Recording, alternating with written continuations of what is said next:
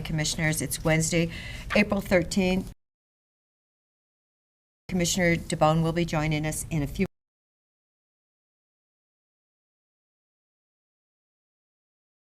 Allegiance to the flag of the United States of America, for which it stands, one nation.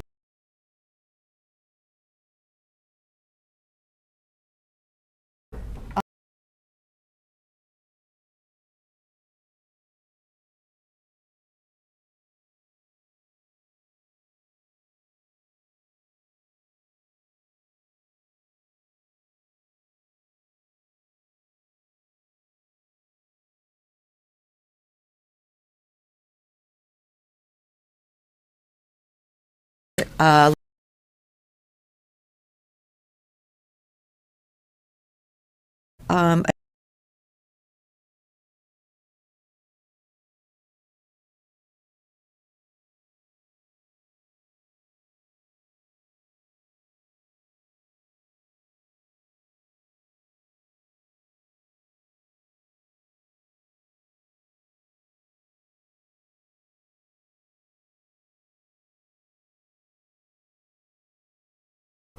For whatever reason, we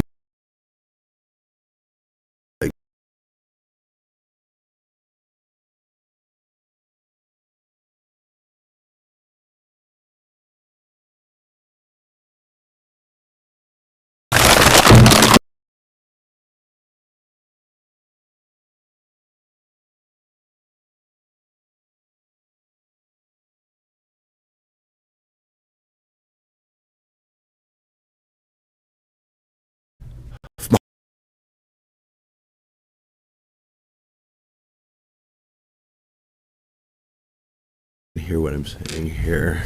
Okay.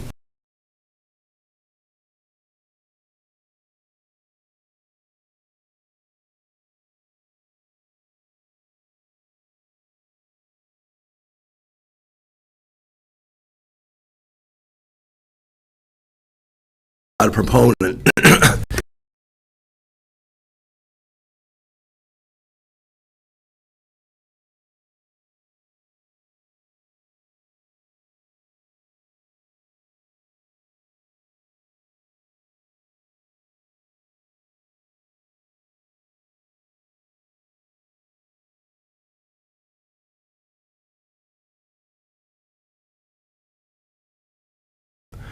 That the people in this room,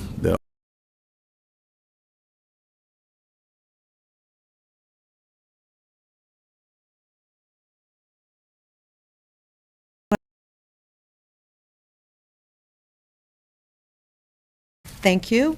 We do have, so Commissioner Chang Yes. and Commissioner DeBonne. Yes. And the chair votes yes. So our first action item is Fair Housing Month. Whitney. Oh, this is, Winnie just headed up the hallway. Or Nick. Nick. sure, this is the proclamation declaring April 2022 as Fair Housing Month. I want to thank the Central Oregon Association of Realtors for bringing this to our attention again this year, and providing us with a sample proclamation that we have revised for the board's consideration to, again, declare April 2022 as Fair Housing Month. So with that, I'll turn it over to commissioners if you would like to read it, as we have done in the past, for your consideration. I didn't know. Tyler, did you want to say anything? Oh, sure. I mean, you drove over, you risked the road, so we'd love to hear, have you join us. Yeah, no, I appreciate it. I would love to hear a little bit of the history of this, of Fair Housing Month, where, kind of how it came about and how widely it's recognized and for how long, those kinds of things. Absolutely. Well, yeah, good morning, Commissioners, Madam Chair. Thank you for the opportunity to address the Commission and for bringing this proclamation forward. Really, Fair Housing Month, I think its origins date back to the Fair Housing Act, which was passed on April 11th, 1968. And so for realtors and housing advocates really across the country, Fair Housing Month is a significant milestone really to commemorate the legislation. And so we really, every April, use the opportunity for, a number of different things. I think education just around the Fair Housing Housing Act around what types of, housing exist, access to housing, things of that nature. And really the proclamation, again, we appreciate your support. I think it's just kind of a reaffirmation of commitment to fair housing. I know that's something the Commission's very committed to, and we appreciate that. And so, yeah, just appreciate the opportunity to provide a little, background this morning and for your support. But happy to answer any questions you might have. Did anyone have any questions? It's just acknowledging, this is a national effort, acknowledging, and we'll get to it in the proclamation, the specific statements in here, but the opportunity for housing should be fair and equal for all. Pretty exciting. Yes. Thank you. And thank you for joining us today, too, Tyler. Yeah, thank you. Commissioner DeBonne, do you want to read the first three?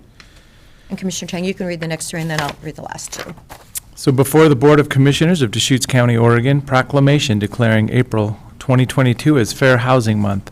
Whereas Fair Housing Act, enacted in April 11th, 1968, enshrined into federal law the goal of eliminating racial segregation and ending housing discrimination in the United States. And whereas the Fair Housing Act prohibits discrimination in housing based on race, color, religion, sex, familial status, national origin, and disability, and commits recipients of federal funding to affirmatively further fair housing in their communities. And whereas Deschutes County is committed to the mission and intent of Congress to provide fair and equal housing opportunities for all.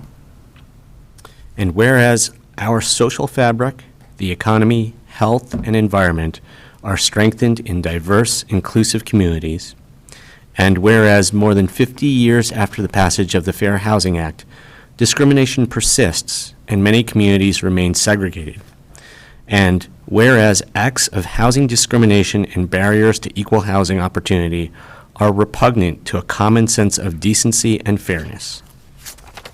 And whereas Deschutes County is an inclusive community committed to fair housing and to promoting appropriate activities by private and public entities to provide an advocate for equal housing opportunities for all residents and prospective residents of Deschutes County. Now, therefore, it be resolved that the Board of County Commissioners does hereby declare the month of April 2022 as a Fair Housing Month. So we need to have a motion to date this the 13th of April 2022 by the Deschutes County Board of County Commissioners. I'll move approval. Second. Any further discussion? So I'll acknowledge, this is the concept of the great melting pot, the United States of America. Anybody and everybody having the opportunity for housing and, celebrating the diversity in our community. Any other? It's amazing. It was, 54 years ago? And it's so important. So thank you for bringing that. And I do, I'm really glad that we acknowledge how important it is in our community. So Commissioner DeBonne, I believe you made the motion, I'll vote yes. and Commissioner Chang, Yes. and the chair votes yes. There we go. Congratulations. Thank you. Okay. Item number 3, we have an award for Lapine. Good morning, Commissioners. Good morning, For the Cody. record, Cody Smith, County Engineer, Deschutes County Road Department. The Road Department prepared bid solicitation documents for the pedestrian ramp improvement Lapine Maintenance Zone project. The scope of work for this project includes replacement of approximately 44 sidewalk ramps on county roads within the city of Lapine, along with repair of several more sidewalk ramps in the city of Lapine, and ancillary paving and sidewalk repair and other work.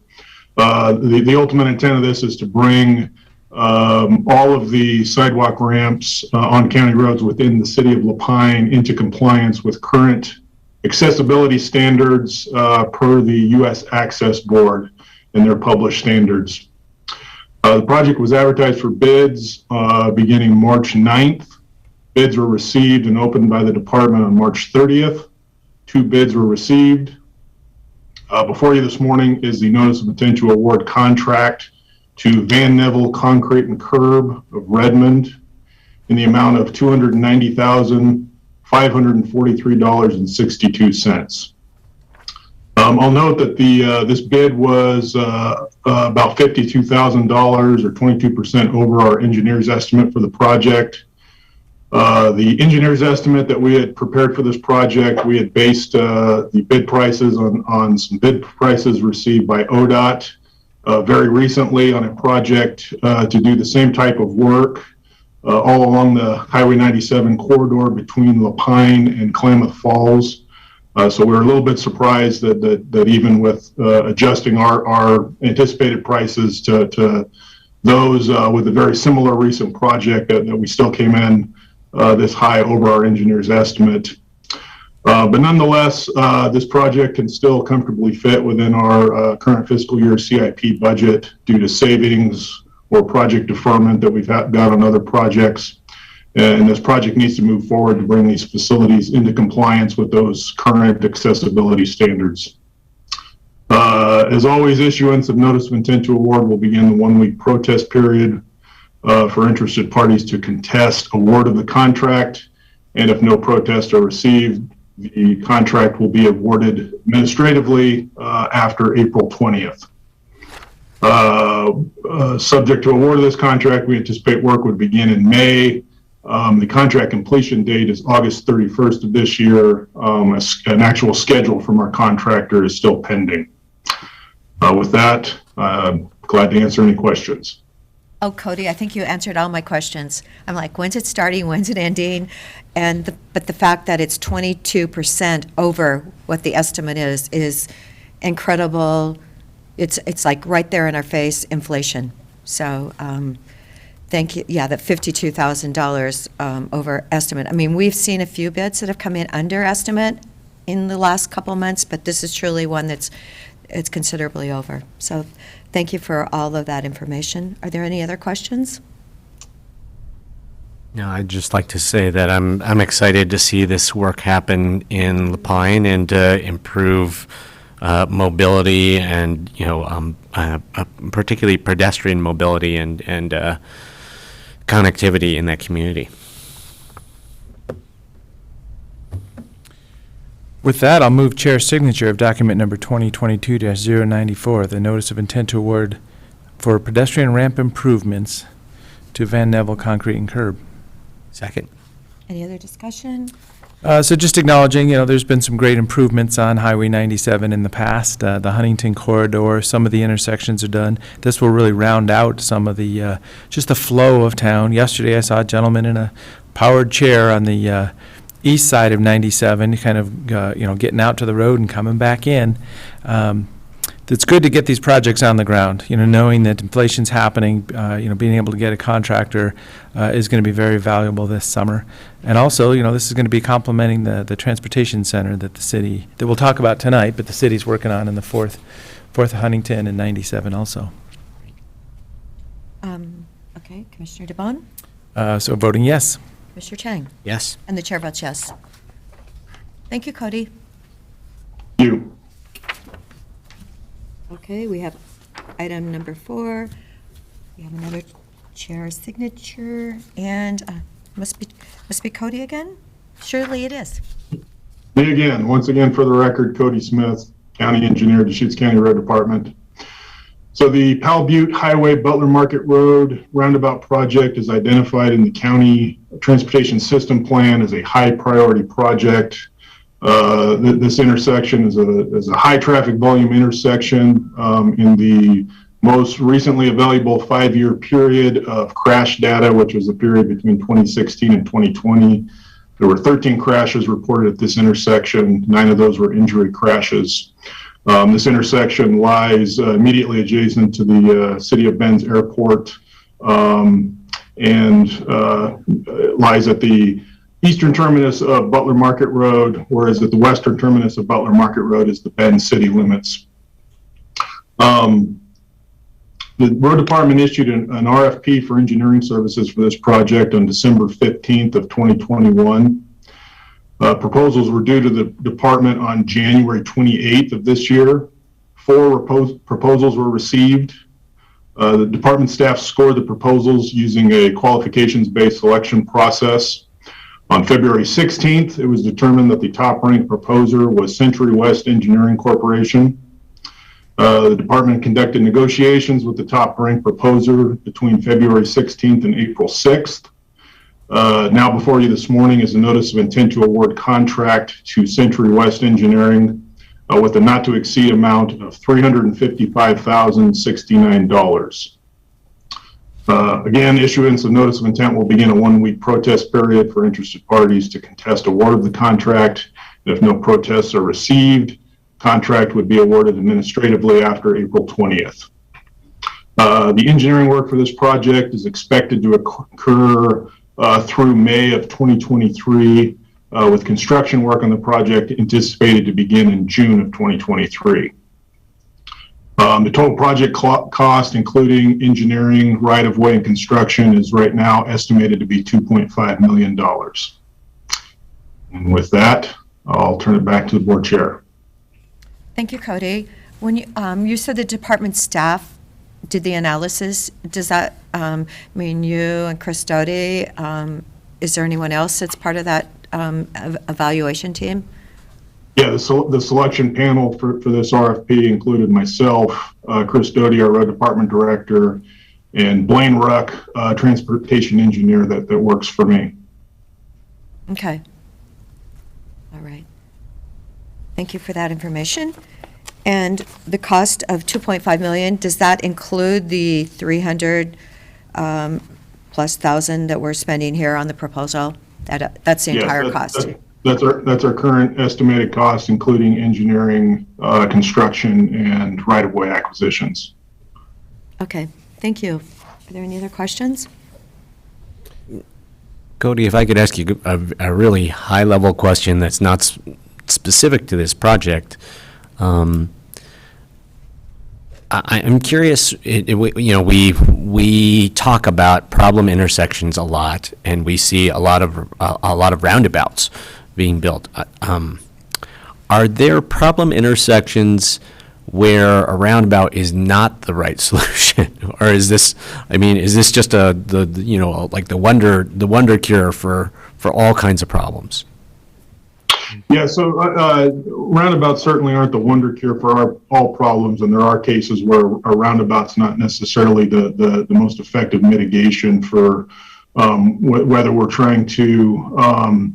There's two basic metrics we're trying to meet, or that would need to be met when we're improving an intersection. One is safety, and one is capacity.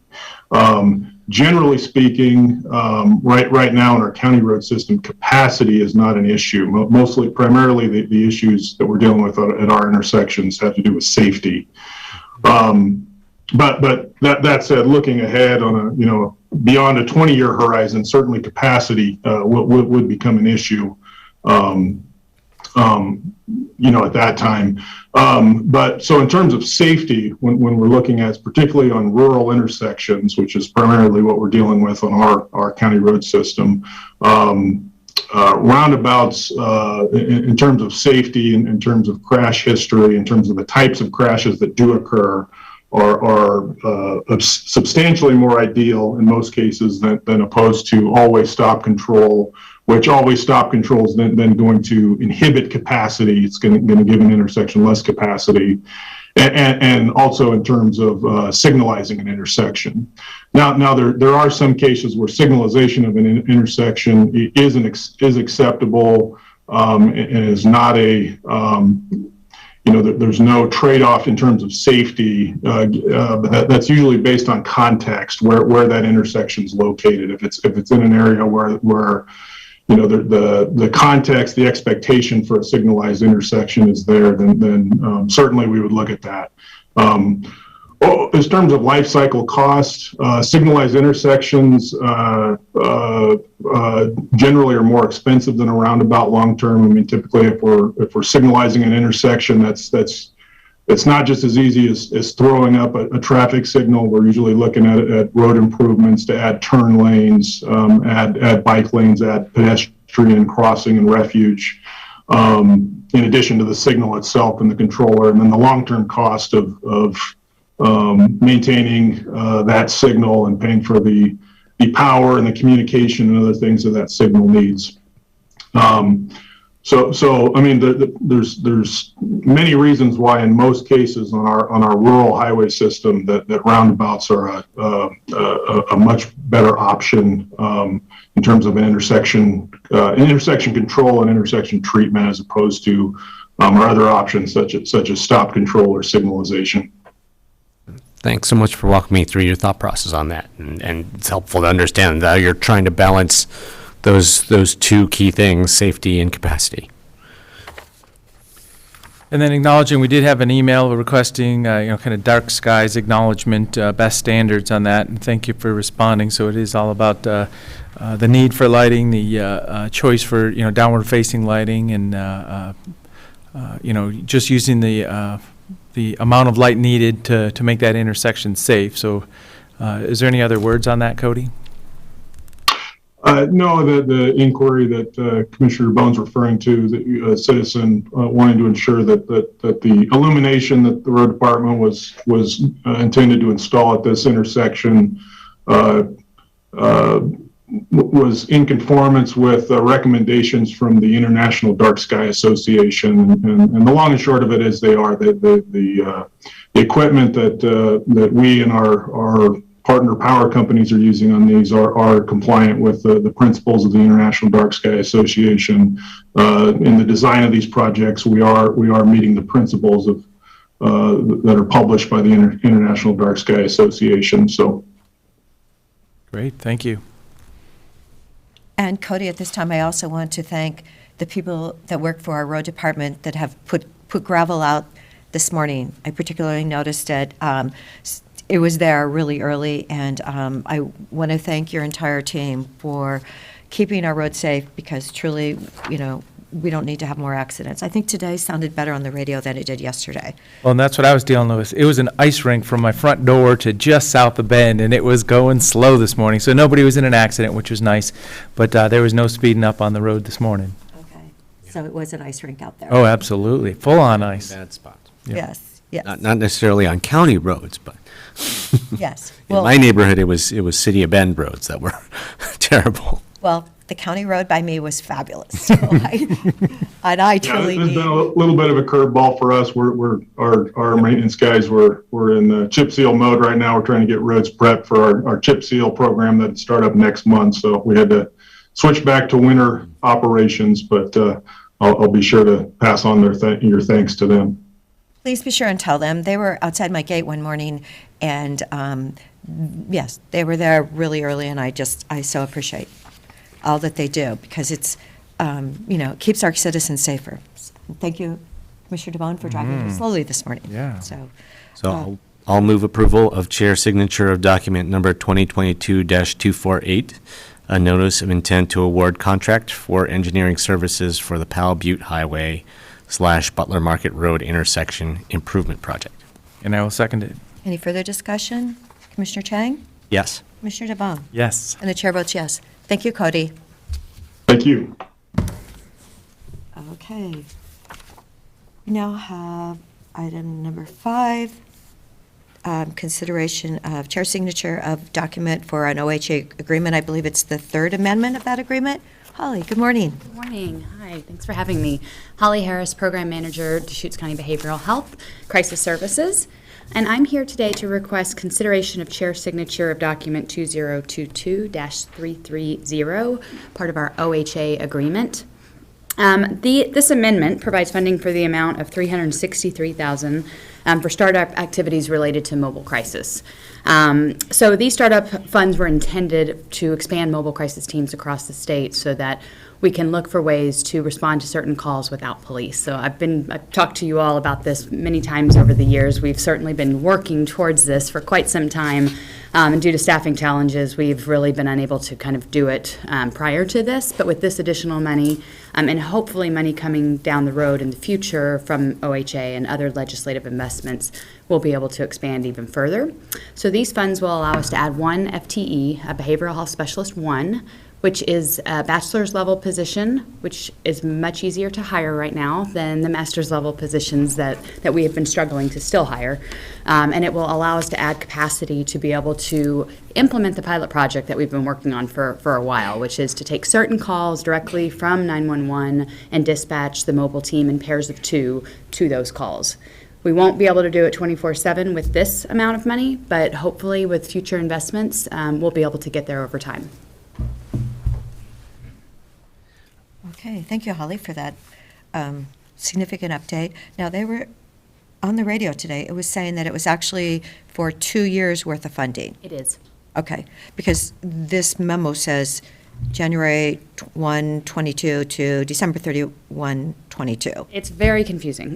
Well, So I will be I'm just repeating what I heard on the radio, and I'm going like, It is. It's the way they chose to do this was via startup funds, and I'm not totally sure of the reasoning why they didn't just roll it into, maybe it has to do with contractual stuff, but they decided to do it as part of what they refer to as Service Element 37, which is this piece of the county financial assistance agreements, and they are related to startup funds. So the way it will work is we will request these funds up front, and then we obviously will not be spending it all by December of 2022. So we'll be requesting carryover into the next year to fund the position for the full 2 years.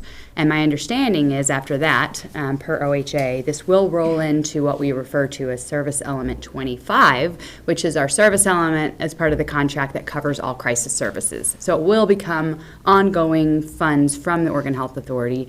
And then there is additional money that was allocated through the legislature, $11 million for the state that we're still waiting to find out what portion of that Deschutes County will get. We're working on the formula right now. And hopefully there'll be even additional future investments to get the teams where both the state and the federal government would like to see mobile teams, which is 24/7 ability to respond in pairs of 2 to certain calls without law enforcement. So can you talk through that scenario a little bit? Respond in pairs of 2 instead of law enforcement. So, I mean, is this a call to 911, I guess, what does the scenario look like? How does it get started and then how to get dispatched? Yeah, and some of that's still in the works. So right now, when folks call 911, they automatically dispatch law enforcement to the scene. And so we have been working with 911 and our law enforcement partners to identify what call types and scenarios do law enforcement not need to be responding to initially. So we have a set of questions and criteria that we'll be asking so that we ensure that it's a safe response for non-law enforcement folks to go to. So 911 will follow that criteria. They will, right now at least, call our mobile team directly for those calls and either pass the phone call off to them, and then the mobile team can oftentimes handle those calls over the phone. If they can't handle them over the phone, they'll dispatch in pairs of 2.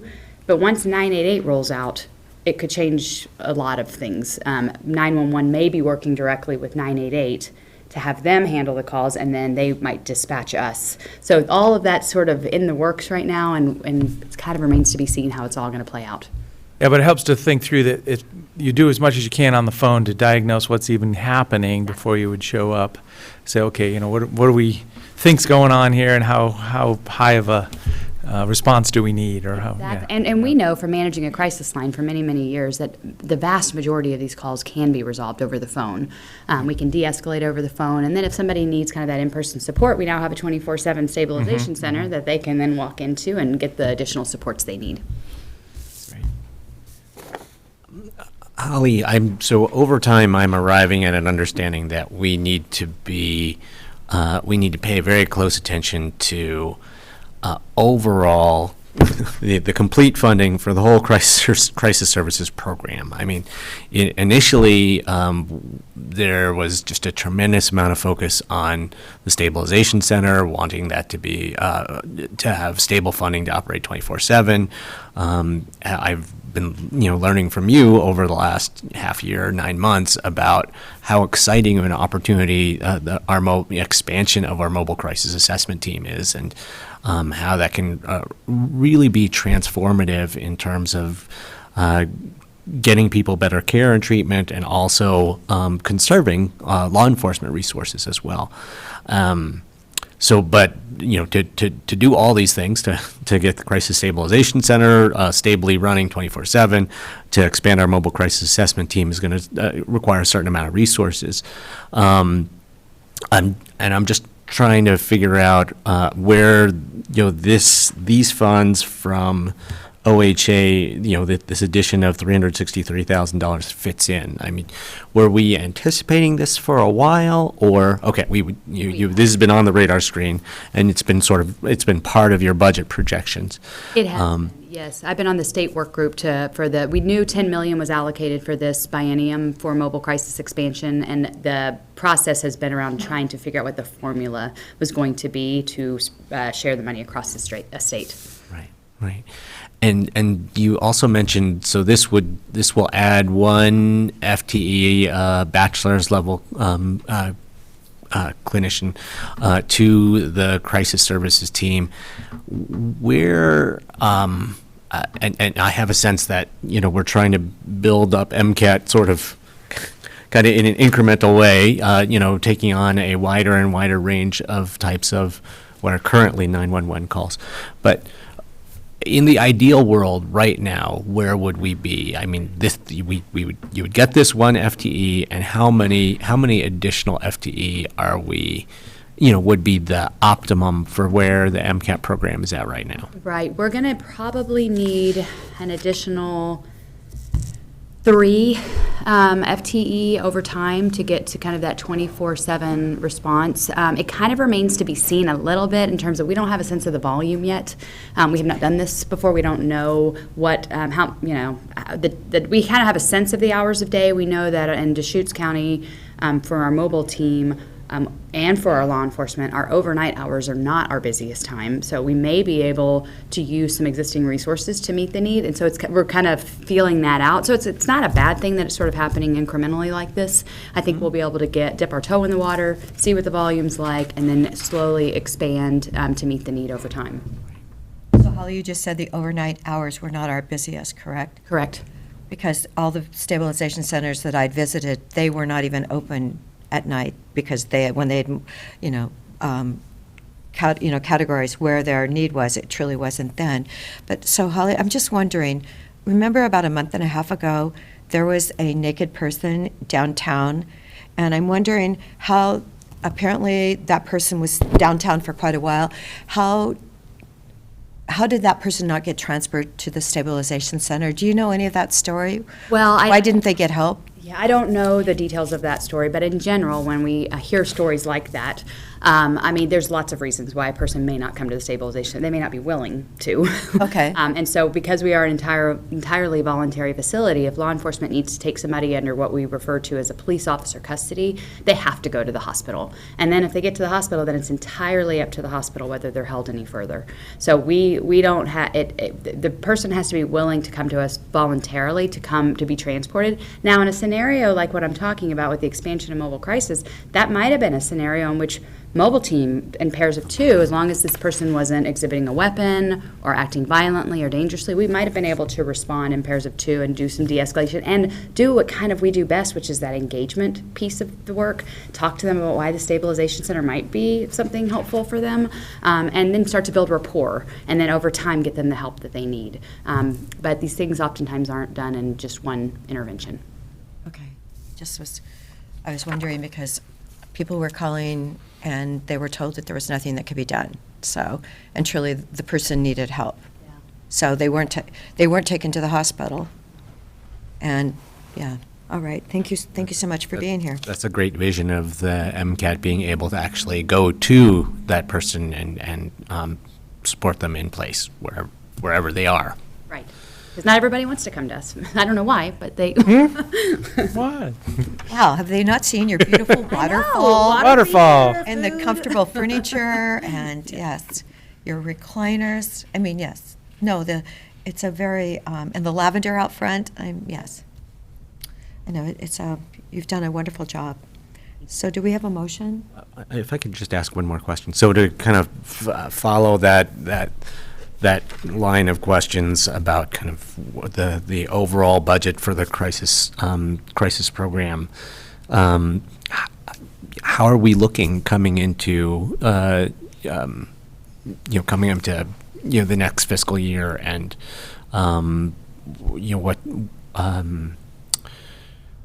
what kind of requests or needs do you have as we look at the FY 2023 budget? It kind of all depends on the impacts grant, which I have already submitted. I also submitted for the Central Oregon Health Council grant of $250,000 match if we get that other grant, which we have been told by the Health Council that we will get that grant if we get the impacts grant. So that was great news to hear. So thank you, Commissioner. And so we are going to be finding out in May where we kind of stand with the impacts grant. If we get fully funded with that, which I really hope we do and feel good about it, I think we'll be in good standing for the next fiscal year. So it's just kind of to be seen at this point. Thank you. Thank you. So May, we will find out in May. Mid-May, that's Okay, what I've been told. That's a little better than June, It is. July, right? It is, it's a lot Moving in the better. right direction. They're prioritizing those current grantees. They are not going to be deciding about the rest of the state until after July. Okay, and ours was what, 2.5 million before? About 2.4. 4, okay, gotcha. Thank you, Holly. So with that, I'll move chair's signature of document number 2022-330 for the OHA agreement number is provided. Second. Any other discussion? Commissioner DeBonne? Yes. Mr. Chang? Yes. And the chair votes yes. Thank you so much you. for joining us. Good to see you all. Thanks, Holly. Okay, we have a second reading.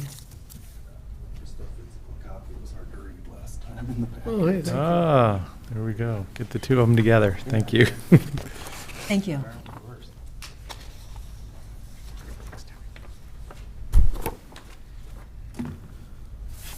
Good morning, Commissioners. For the record, I'm Tarek Rawlings, Associate Planner with the Community Development Department, and just as you had noted, today is before you is a consideration of second reading of ordinances 2022-001 and 2022-002. These are related to plan amendment and zone change request from Central Oregon Irrigation District for property that's located off of Ward Road.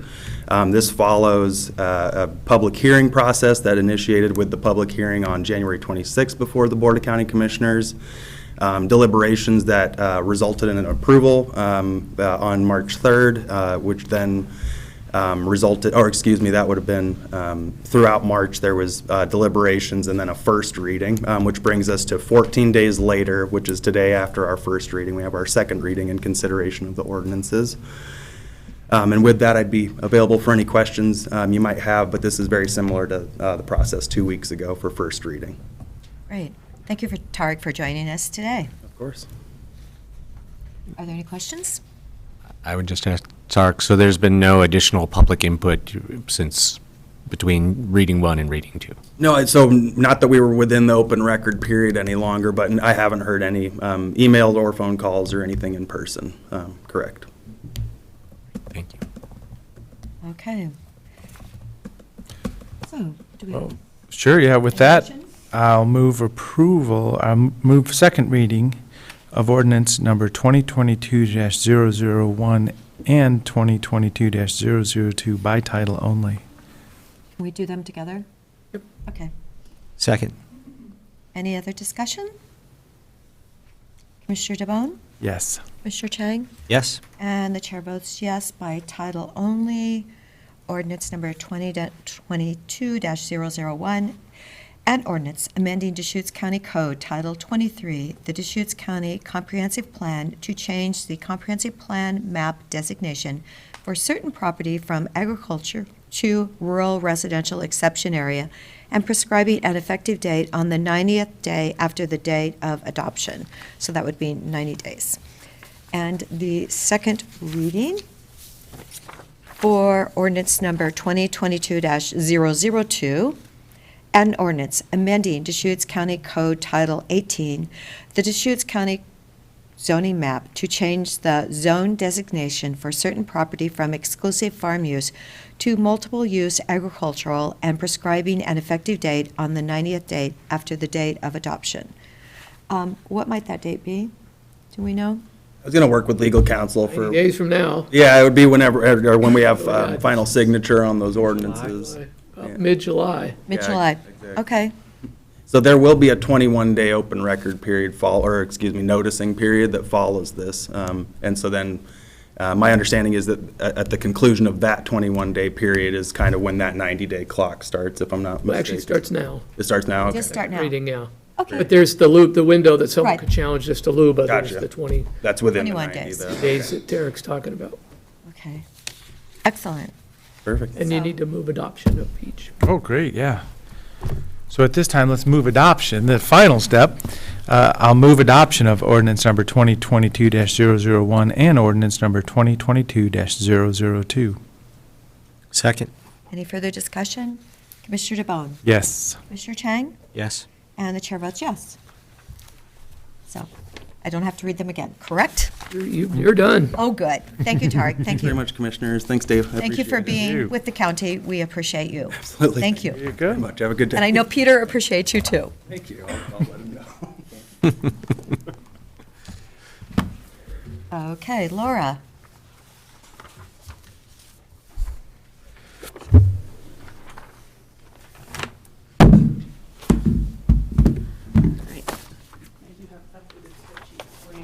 Okay. Thank you. So recycle this. Okay. Well, if you have an extra one, sure. As much as I like the tiny little numbers on my screen. We can zoom in on your laptop maybe, but not here. Okay, welcome, Laura. Thank you, Commissioner. Critical part of our morning activities. For the record, Laura Skundrick, Administration. So today we will discuss our fiscal year 23 video lottery allocations. As you know, each year the board reviews anticipated revenue for the county portion of video lottery funds and develops an expenditure plan for those funds. That has historically included funding for a variety of activities, including economic development, our service partners, and various projects. So we have collected information based on requests for this coming fiscal year and are prepared to walk through those requests with you today using this spreadsheet that you have in your materials and that you see on the screen. We also have our budget manager, Dan Emerson, is joining us today if the board has questions about any of the funding that we received from the state. I had worked with Greg Munn in the months leading up to this in preparation, and so now Dan has graciously jumped in to assist moving forward. So I'll stop there if the board has any questions for either one of us, or I'm happy to start working through the spreadsheet.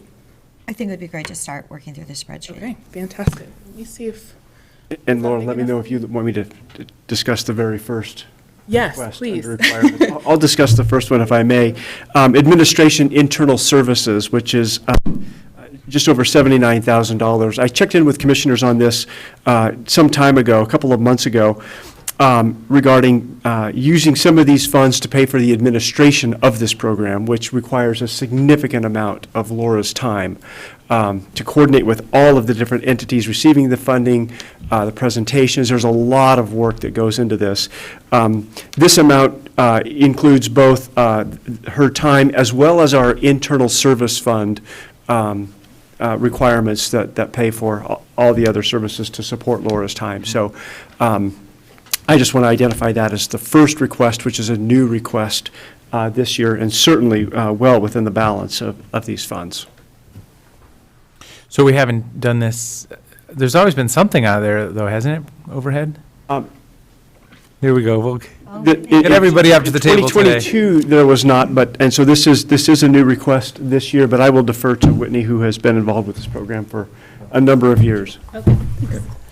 Good morning, Commissioner Thank you. DeVoe. For the record, Whitney Hale, Deputy County Administrator. We've historically charged ISFs for finance, the board, and admin to this fund. I believe that's been roughly in around $13,000, and this year the additional estimate of staff time and the cost associated with that specific to video lottery-related activities has been added on top of our typical ISF charges. So can we think of 79,000 minus 13, I mean, the difference from 13? You could, Dan would probably tell you that ISF charges change year to year depending on the budget, so yeah. But the fact that we've very done roughly some amount in the past, and accurate. this isn't a full 79, it's more of, It's more of that negative 50, 13, 60. although this year I think that 13 has been adjusted up to account for the proposed budgets of those departments in fiscal year 23. Okay, thank you. All right, so we Yes. can. well, so I mean, I support that. This is, the overhead of doing it. We've seen great presentations from each one of our partners at this time. There's a lot of focus on being able to get the dollars out the door, and, quite a bit of board and staff time in prepping for those. So I do support this. Definitely. And I would guess, I mean, when you look at the whole suite of things that are being supported on here, I mean, certainly there's a lot of Laura's time that goes into this, but, when every time EDCO comes and makes a request for loan funds, I mean, that's, there's often numerous staff involved in some of the other lottery fund allocations that we make. So we certainly need to address those staffing costs somewhere. And so I think that this is appropriate as well. Speaking of the loans for EDCO, we haven't really done any of those recently. What is no one in the community really asking for those loans? Have we not heard? I did check in with Dawn at EDCO, and they're currently working with a couple. They do expect to bring 2 requests to us before the end of this fiscal year. So we are expecting a couple of those, but I know they've kind of been working on them for quite some time now. So Okay, I think it's maybe just been a lengthier process than before. right. Yeah, what is happening with your business, and can you pay it back, and do you meet all the criteria? So, Well, and a couple thoughts along those lines. Generally, I had thought of it as about $2,000 per position for new traded sector jobs created. So it's a new company, a new business to the area. So, in the last couple of years, it's very dynamic, obviously, but probably not just a lot of new startups. So my thought is there'll be a wave of activity someday. It's just not happening right now, maybe not in the near future. With $110,000 currently in the fund, that's kind of the balance, correct? Those can be anywhere from, a couple jobs to up to 50, I think, was generally one of the maximums. So that would be, or 25, so $50,000. So there's a couple opportunities in there already. That's a good point. thank you. All right, so if we would like to review EDCO's request here, we can get started in the economic development section. And just kind of as an overview, this spreadsheet, as the board knows, the first column shows last year's level of funding, and then the next column shows a fiscal year 23 request. And then the last column is the column that we'll be working through today with the board's potential funding allocations. So with EDCO, as you can see in your packet materials, they're requesting an increase to the funds they received last year. It's a 3.5% increase across the board. This spans their general operations, support for local capacity across the county, which includes Bend, Sun River, Lapine, Redmond, and Sisters, and then also includes funding for their venture catalyst program. And I'm happy to kind of highlight what those increases look like. So for Sun River Lapine, that would be a $1,225 increase. Sisters Country, $1,225. Redmond, $525. Bend, $525. $1,400 increase to the Venture Catalyst Program, and $4,550 increase to the EDCO Regional Office operations. Okay, so Laura, Sisters actually hasn't been meeting because we lost our leader. We lost Cappy. Oh. Yes, and so by this ask, that has the appearance that Sisters is going to be re-engaged shortly, I'm assuming? I don't know, have we heard? I had not heard that. Okay, right. No, Cappy gave notice, I believe she went on to Business Oregon. Oh. So she's still working in the community, and we do have a chair for that group, and I just, I really would love to see that it continues, because I think it really does bring a lot to the Sisters traded sector. Sure. I'm happy My to. impression is that in the interim, Eric Strobel is providing some of the capacity for EDCO support services in sisters, but I'm not sure, clearly not at the level that Cappy was providing when she was staffing, kind of more full-time staffing there. And I don't know. I don't know what the long-term plan is either. I think there's going to be an opportunity for us to be involved and understand what the big picture is. It's a partnership and, small community, referring to the city itself, the Chamber of Commerce, the traded sector efforts, referring to this Sisters Country traded sector effort. For today, I support this kind of incremental funding increase, so that's what we're talking about. And there's probably some conversations coming. Yeah, Commissioner Adair, just to follow up on the sisters-related item, in the EDCO budget proposal, they indicate that funds are presently being used to fund a part-time position, and that they're going to revisit that once the City of Sisters works through their budget process. And so it does look like that is a little bit in flux at the moment. I don't know, Nick, if you had anything else to add there. Thank you. Prior to submitting the budget proposal, I met with the interim CEO, John Stark, and he committed that they would not miss a beat in Sisters going forward. So as they do determine the appropriate staffing levels and who that may be and whether it's somebody dedicated there or somebody as part of their overall team, he committed that they won't miss a beat going forward. And I think that's really important because it's a very dynamic group that is on that board, and I know they're in transition. I know John's doing a lot of things, but I really would love for it to continue sooner rather than later. Well, and once again, there'll be a moment in time, especially when some of the big land use opportunities start to present themselves with the Forest Service development, some of the big things happening. So being prepared for the moment there is new industrial and commercial land available is what I would support. Good. Okay. One more question about the EDCO block here. So this note saying that we don't anticipate any loan requests coming in the coming fiscal year, but Laura, you said that there were some in that, or maybe it was Whitney. There are some in the pipeline. Are you referencing that transfer, the $110,000 transfer to the Economic Development Loan Fund? Yes.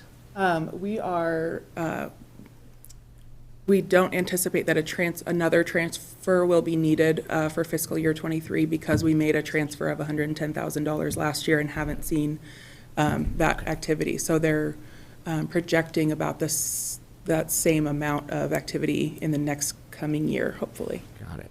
Okay. And so the balance in that account is it 110 or is it's?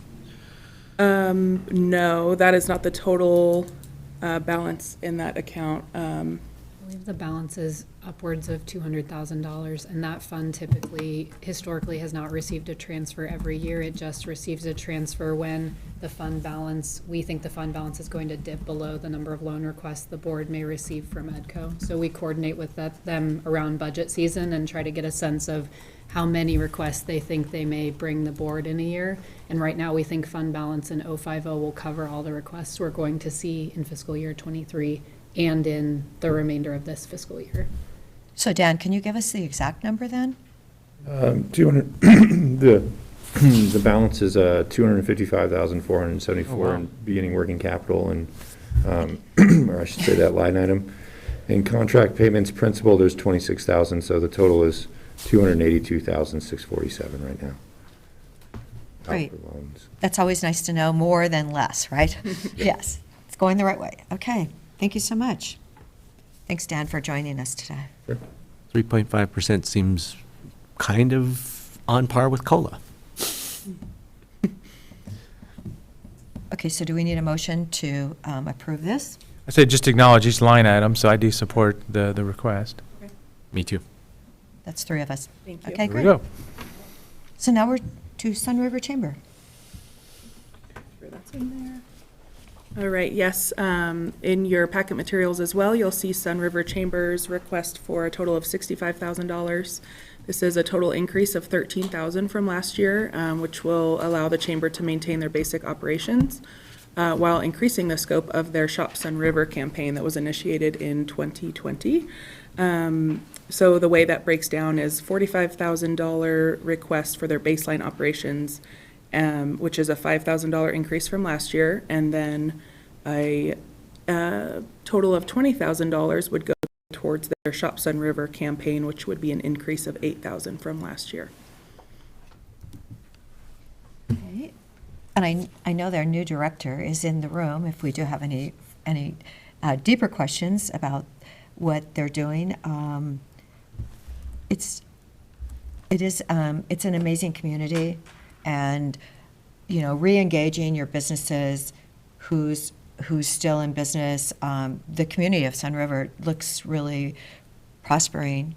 I've been there several times, and the community itself looks like they're doing a lot of really good things. There's some new things available, but I can understand why they feel they acknowledge that this is an important ask for their community. I just have a couple of questions. One, I just want to clarify something, and or for historical reference. I believe last year I asked the question and got the explanation that we include the Sun River Chamber in our lottery fund allocations because the other chambers in the region are all within incorporated cities where the incorporated city makes contributions into those chambers. Is that the basic explanation why we have the Sun River Chamber here and not Lapine and Sisters and Redmond and Bend? Yes. That's My understanding, yes. okay. So thanks for that. And then I did, there was, at a certain point, we had outstanding requests from a number of the chambers for ARPA funds. And I just wanted to kind of get a sense of whether we have moved on from that already, or whether those requests are still outstanding before we consider this one. Yeah. So I would say the requests, at least as far as they refer to the COIC small business nonprofit, are not outstanding anymore. They were deemed ineligible. That does not potentially mean that a chamber couldn't come and request through a different ARPA eligible category like education or childcare or something like that, but through the financial assistance, they were not eligible based on tax returns. So you're saying that message, Dan, for like Sisters, if they want to get funding from us still, that they need to approach it from a different strategy? I think so at this point. Mm-hmm. There's other eligible ARPA categories. Nonprofits actually were found to be more eligible percent-wise than small businesses in the COIC process. So there were quite a few nonprofits that were eligible. So yeah, at this point, I think it would be kind of coming at it from a different angle. Doesn't mean it wouldn't be ARPA eligible, though. And that's because they're a C4 and not a C3? Is that what it is? Why they weren't eligible in the COIC process? Yes. No, we took a baseline year of 2019, which was prior to COVID. We looked at their financials, specifically the net balance there at the end of the year, and the chamber's cumulative in 2020 and 2021 were slightly better actually than their 2019 number, which meant that it didn't look like COVID had an impact in that way on your net income as we decided to evaluate that. Okay. So I do want to think about the two things simultaneously, and to me, if the ARPA requests are settled and we've and we've moved on from there, then I would look much more favorably on supporting this request for an increase in lottery funds. That's just my perspective. Well, and another avenue is to discuss is even the baseline support is something that I've supported over the years, and then, an effort like Shop Sun River campaign for local business and visitors could be a partnership with Central Oregon Visitors Association or transient room tax. So there's even another path that we could be talking about here. So at this point, I would clearly support the baseline request at $45,000 to try to separate, the discussion. And then, think about, okay, for this other Sun River campaign, Shop Sun River campaign, $20,000 request, would we want to support that amount? And then, are there other paths we might want to do that in? Well, I've seen what's been accomplished, and I clearly feel that 20,000, that Shop Sun River campaign is justified.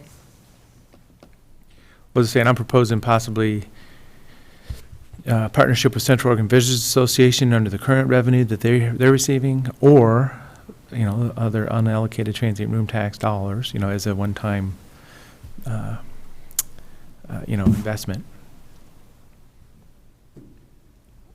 And I'm just trying to communicate with us.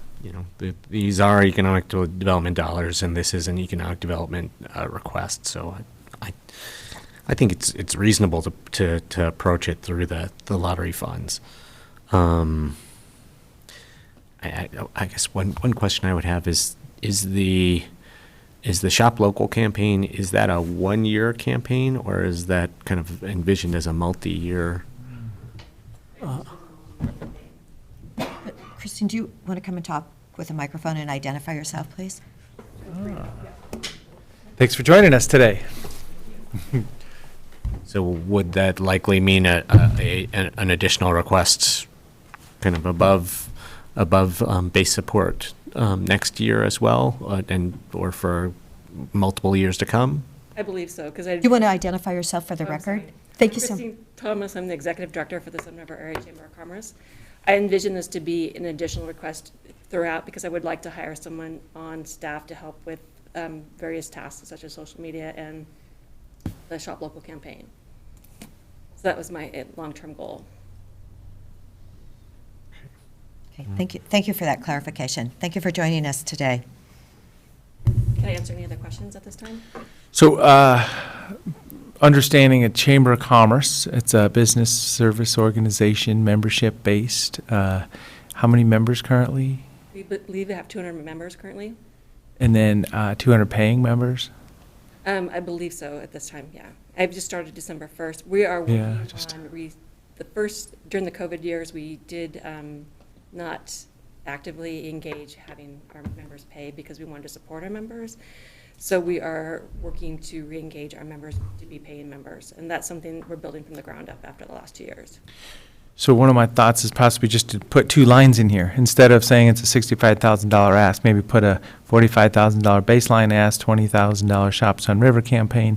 Because as a goal, as a small business owner, as a member of the Sun River Chamber of Commerce for the last 15 years, I'd like to see that dues-paying membership excitement in building up the organization. So hopefully that's all of our goals. So, yeah. With various networking opportunities and events. So, yeah, maybe just break this into 2 line items on this spreadsheet, so it's kind of a reminder in the future to say, okay, base funding plus, the campaign and the, generated revenue from the excitement of being a chamber member. Well, and maybe some of the membership, it seems like a Shop Local campaign is a very clear and tangible, a benefit to them. That maybe there are ways to get the membership to step up their game to make that campaign happen. Like I said, I started December 1st, and so there are and with the mask mandate being lifted, there's a lot more we can do. Great. In the next few months. And I know you are working on this because I see the fruits of your labor, and I know that the group is really pleased, Christine, that you have taken over the responsibility. And truly, it's like at Christmas time when they say shop local businesses. That's, I think that's so important. That's who employs our local people, keep our local businesses here. So I thank you for what you do. And Laura, if you want to do 2 lines, that would be good. Happy to. Thank you so much. Thank you for asking. Thank you.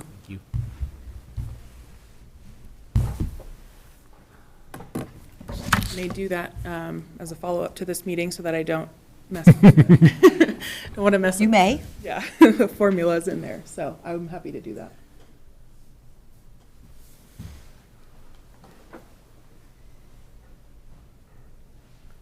Okay, I think we're at Shop with a Cop. Would, I'm sorry, was there we're at the full 65? Yes, I don't. I would, yeah, with that split out, I would support the full 65 this year, and you know, in the ideal world, the Shop Local campaign, there would be, you know, I would love to see more member support for that in next year. And I support it also. Thank you.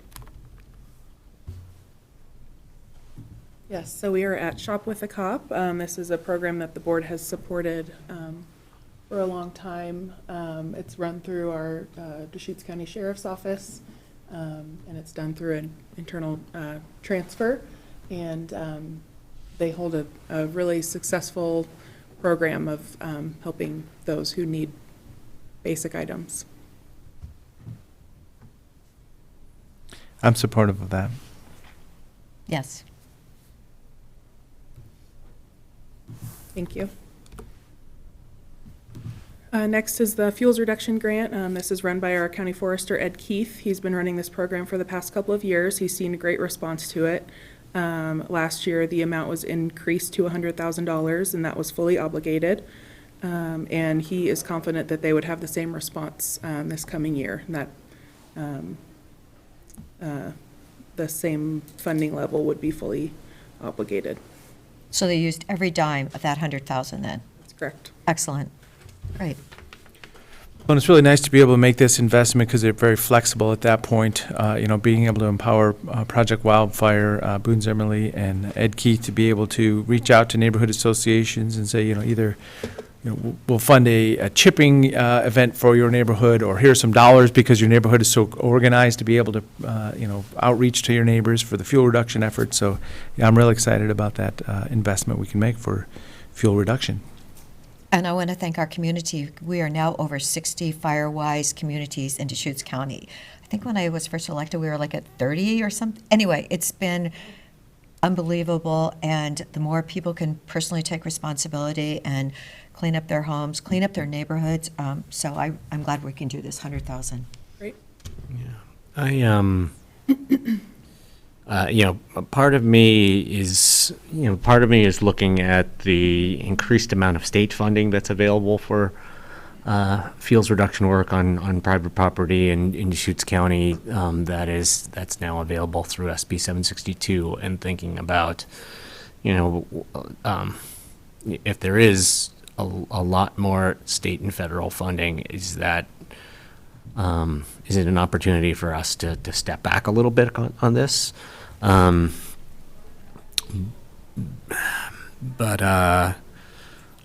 know, for example, that SB 762 money, that's going to fairly large private landowners. So I can certainly see you know, there's no shortage of work to be done out there, and certainly having these dollars helps our team incentivize and support people who are thinking about doing something, moving to actually doing something. So, yeah, I'm still supportive. You know, in the long term, though, I do feel like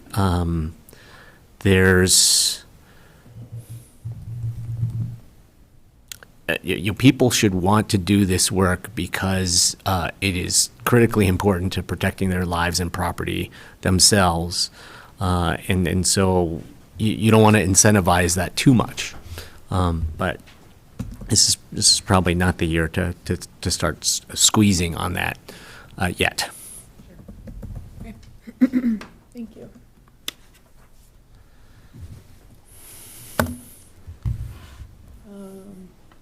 So moving forward, these are the special project support grants that were initiated for the first time this current fiscal year, 22.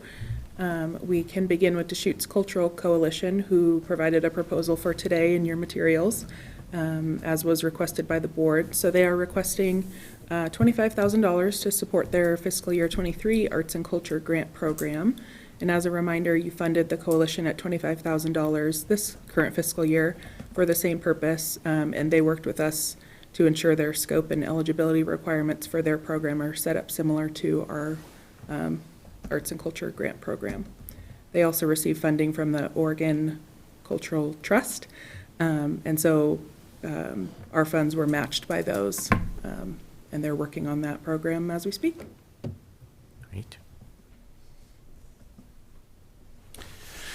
So I'm real excited about that. You know, the Cultural Coalition, you know, made their case, but this is the time where, you know, in society, having that, just that other aspect of the community, arts and culture, is something that can really bring people together, and people can express their artistic nature also. So it's just it's a nice balance to all the other things we do. So that's how I get excited about that one. Yeah, even if just looked at purely from an economic development perspective, having a rich arts and culture community here in Deschutes County is part of what brings people here to visit, and what makes you know, business owners think about relocating here. So this is, you know, this is an economic development strategy in my mind. And it's an important one. So I'm glad to Here we see go.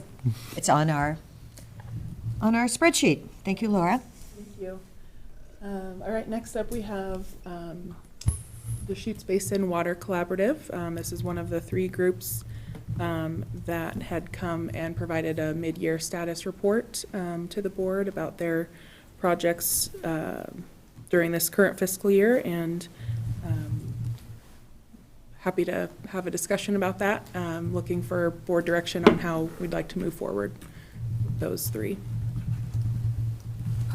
I see these 3 organizations doing critically important work for our community, and so incredibly timely. Our kids, you know, we have kids who are in need right now. We have a dire drought year looming over us, and we have the constant threat of wildfire. So I would support either continuing another special project grant for each of these 3 organizations, or converting them to long-term service partners. I'm happy leaving them here, and it's actually interesting. Okay, so we had a presentation from Friends of the Children, but actually, you know, the program started in Sisters, and it's Circle of Friends in Sisters. And I did talk to the director yesterday, because I said, you know, gosh, if you would ever need county funding, you know, we would, you know, truly want to hear from you. They're actually up to almost 70 children just in Sisters that they are working with in their program. So I know they've been around longer, but it's such an amazingly important program for our community, and I'm so glad that they're here doing what they do, and I'm really happy that they bought the ranch at the right time, because that's a great place for those children to go and take advantage of the outdoors. Absolutely.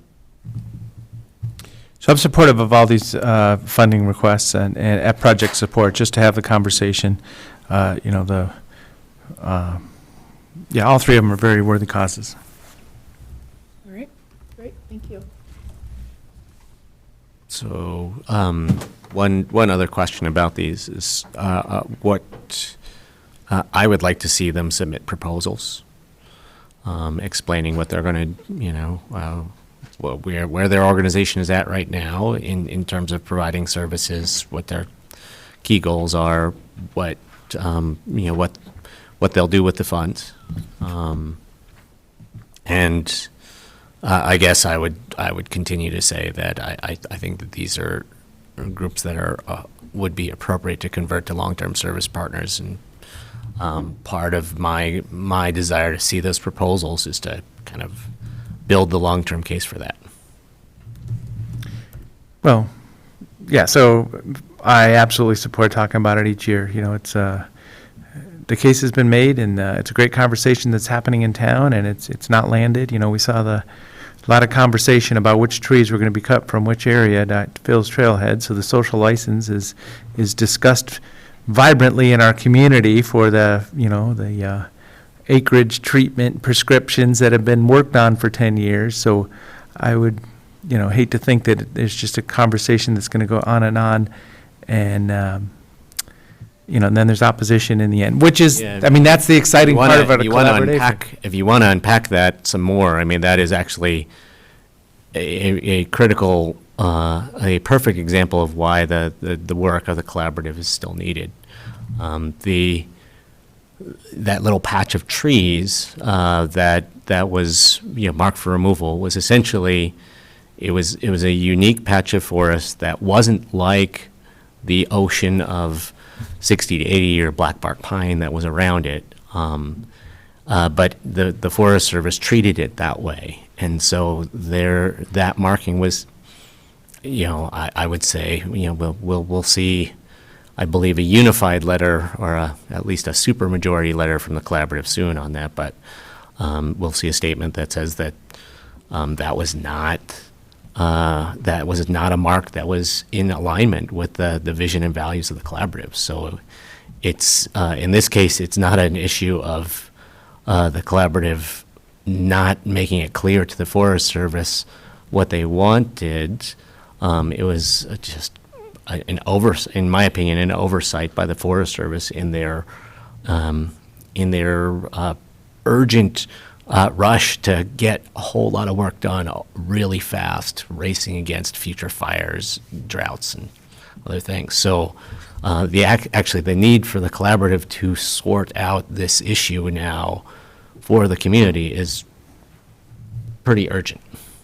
Well, there's a huge difference between putting on a piece of paper the prescription. Are we following the prescription as agreed upon? It boils down to the basal area, how much diameter per acre of trees are on the property, and then still somebody's going to cry foul when their favorite tree is cut down, and it's just going to go on and on like this, which is fine, and I'm supporting this, the finance, but just not an ongoing thing. I mean, we're going to study it to death. It's an 80-20 rule at that point. So this is where we disagree. We're not studying it to death. We've implemented over 10,000 acres of commercial thinning and fuels reduction treatments within the West Bend project.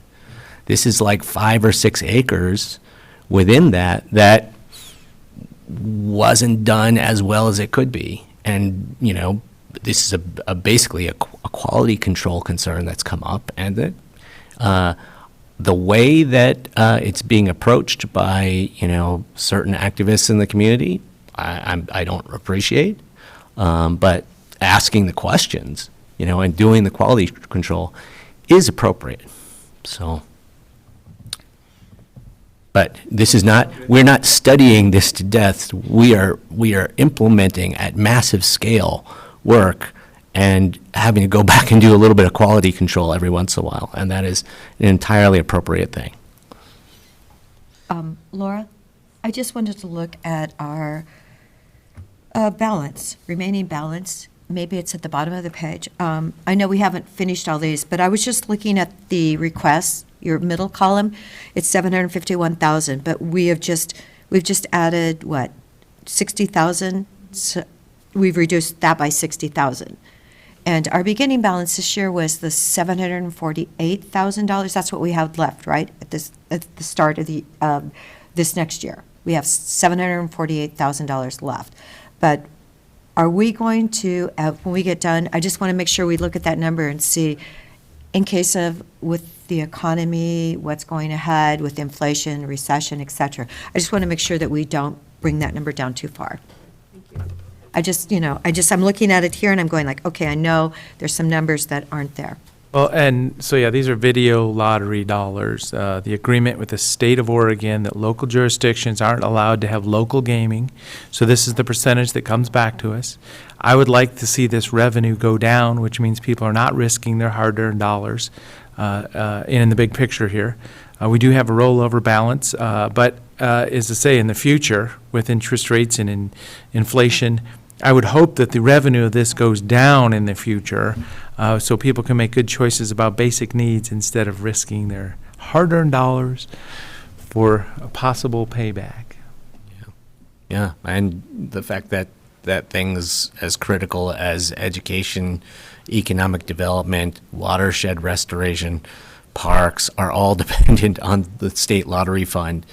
I share those concerns that this is not necessarily the right way to fund critical public services, but since it's what we've got right now.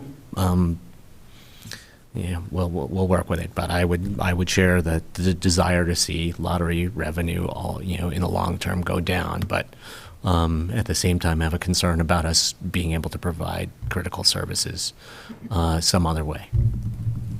And just a reminder, Chair Adair, to your point, these are projections, so these aren't exact numbers, but these are our educated projections based on what the state has provided and what we've historically received. So just a quick reminder there. Would the board like to see those proposals prior to determining the funding levels for these three? Or would you like me to work with those organizations and kind of I mean, it looks like we have the financial capacity to continue them this year. I just, I just wanted to say, okay, they're not in our bottom remaining balance, so I've got to take them out.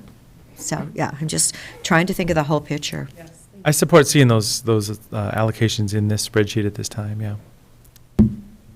Great, thank you. So moving down to service partners, which we had reviewed last week together. I'm happy to provide those high-level summaries if the board would like to revisit those. Unfortunately, today we don't have Sarah with us on Zoom, but I'm happy to, I'll do my best to answer your questions if you have any. So starting with Council on Aging, one clarification that Commissioner Adair had asked about last week was their mention of the Redmond service in their report on investment. That is a subcontracted service that is not funded through the service partner dollars. So we have asked that that be removed from their report on investment for future years. So they are requesting a $10,000 increase to support additional kitchen staff for fiscal year 23 due to the increased demand that they're seeing. So that would be a $50,000 request. That's a 25% increase in their request. To me, that seems, EDCO did 3.5. I don't know, that just seems like a really big increase at this moment, considering where we're at with our community. I'd rather see it maybe at like a $5,000 increase instead of 10. I mean, that's still 12.5% increase to their what we allocated for them this last year. Yeah, I would like to see. I also would like to see something more, closer to to last year's funding level. I'm a huge supporter of the Council on Aging, and that's why we, I think a number of us are, and that's why we've consistently made small grants during our discretionary funding cycles and made a really substantial ARPA allocation just a few months ago.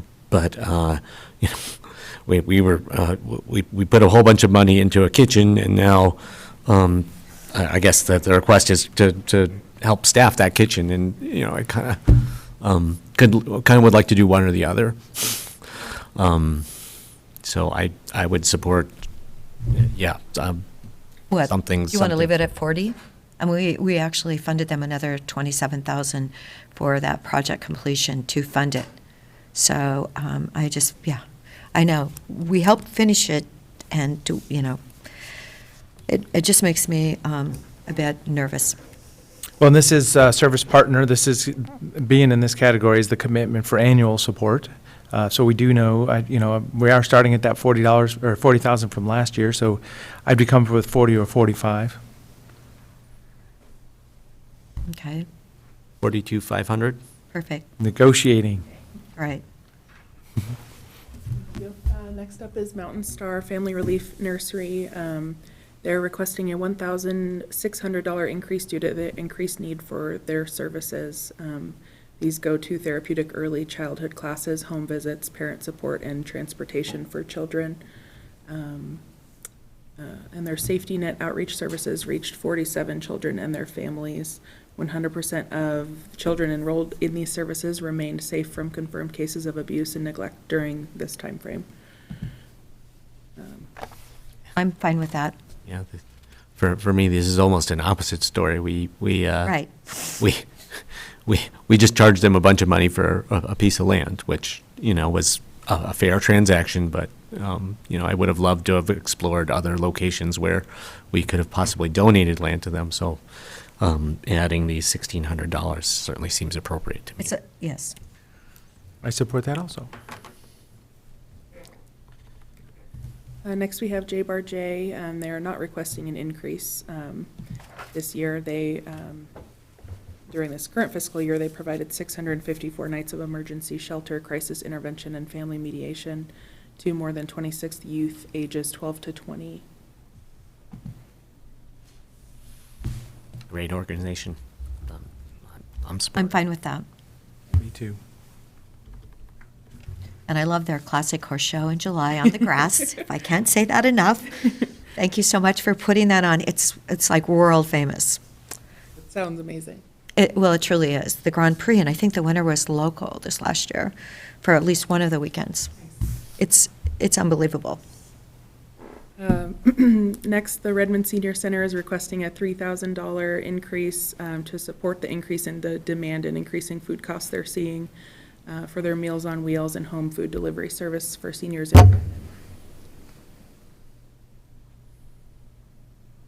I'm fine with that, and they do have a request into us. I did email Dan this morning to see maybe we can meet on that next week on where our ARPA funding balance is. I know they're wanting to do a major kitchen remodel, and my suggestion was that they and Shepherd's House in Redmond all need to get together when they buy their appliances, because maybe there'll be more of a buying discount.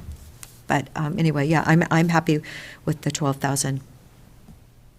The program seems to have new life, and they are really they're working on bringing it up for their population growth in Redmond. So I'm supportive of that also.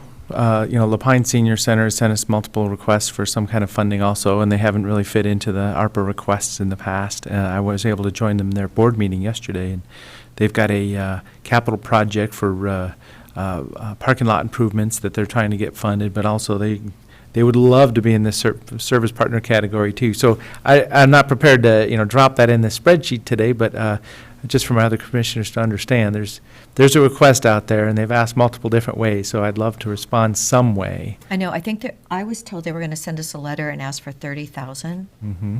I don't know if that's still the number. See, and as I say, yesterday I learned that is for capital project parking lot improvements, kind of redeveloping and safety improvements for the flow of the parking lot. There's some concrete that's crumbling, but then also just resurfacing or whatever. So that's a project, but also they're in that same spot where they're the Meals on Wheels partner, but it ends don't meet in the long run. And they have other activities. They have events there in the weekend, and they mentioned that, in fact, for economic development purposes, having a healthy, flowing, good-looking parking lot's probably the most valuable thing they can do for fundraising, because then the car show can be there, the outdoor rhubarb festival, and all the different things. So that was just an interesting statement. Is the parking lot is their fundraiser, So as I say, it's not. We've had a couple of requests for that, so it's not on the spreadsheet. It's just a conversation for today. And thinking of parking lots, I don't know who it was, but someone from our community went in and asphalted the parking lot at Veterans Village for free. And, I'd love to know what business that was, just to acknowledge their generosity for the community and for that program. I mean, I know, isn't that, it's, the kindness from the community was to be thanked. So yeah, I did support Redmond. I don't know if we finished. Okay, so now we're at Kids Center. Kids Center, yes. Excuse me. They are not requesting an increase for this next fiscal year. These funds support a medical examiner that conducts consultations and medical evaluations of suspected victims of child abuse. And they just had their big fundraiser event the other day, so good for them. A lot of community support there. I think they did it online, so that was really good for them. So yeah, I support this same $30,000. Yes. Thank you. Next is Latino Community Association. They are requesting a $5,000 increase to sustain their move to the new Family Empowerment Center and meet their growing demand that they're seeing. They offer several different programs. These funds support 8% of their Healthy Families and Family Empowerment Program costs. I'm excited about Latino Community Association. They really do just take care, and they get a lot of excitement going, so I'm supportive of this request, and that is $5,000 more than last year. No, and I do appreciate Brad Porterfield and his participation on the Central Oregon Health Council. It's really excellent to have him part of that group and to hear what his feedback is for the community. So I'm happy with it's a 17% increase, that's fine. Yeah, the long-term, multi-year trajectory, seeing that big of a jump in 1 year, if they're coming back next year and saying, hey, well, you bump us up from 35,000, then, it doesn't necessarily, it may not be equitable to all the other service providers, but I certainly understand the 1 year need for some additional support to complete that move into that new building.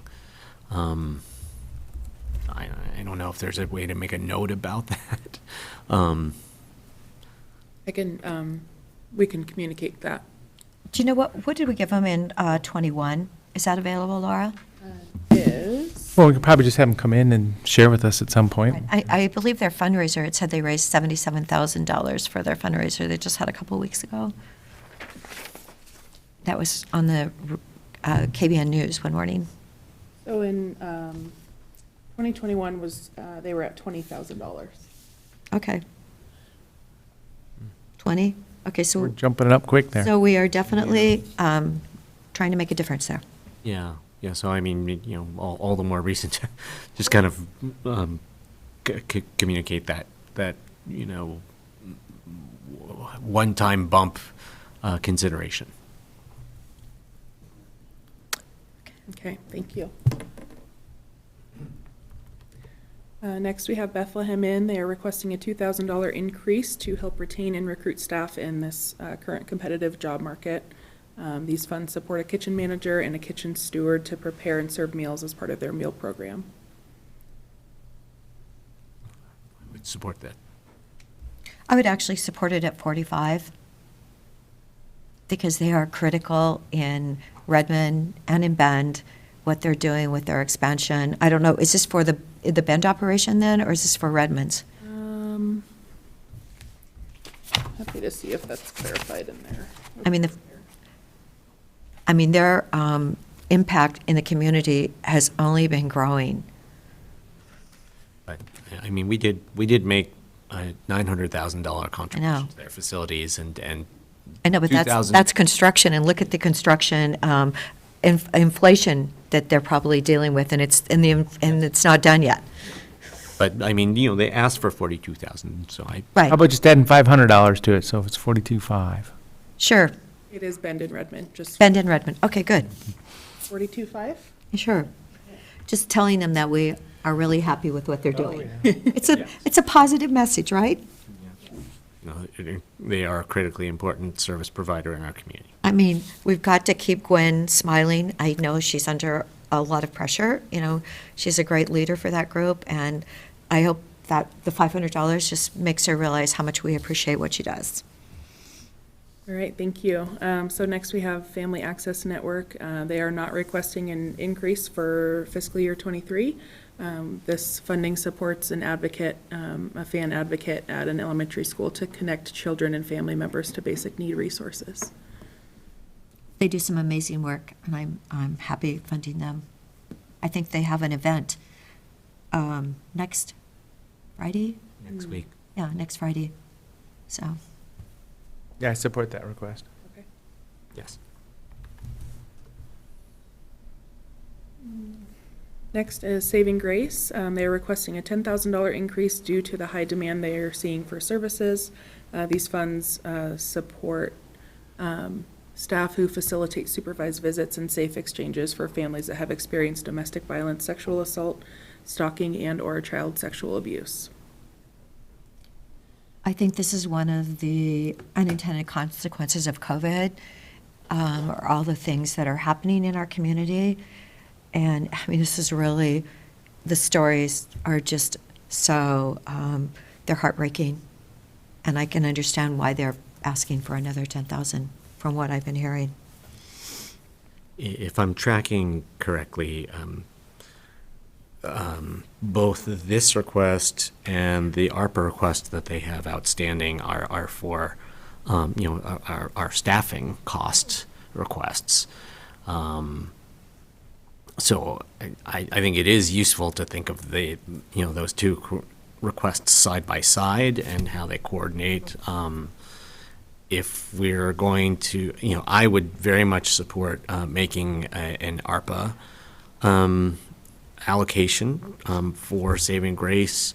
If we did make a substantial ARPA allocation for Saving Grace, then I don't necessarily think we need to do a $10,000 increase out of this program as well. But I don't. We don't have a good sense yet or I don't have a good sense of what the vote will be like on their ARPA request. So, Dan, can you tell us what they're asking for from ARPA?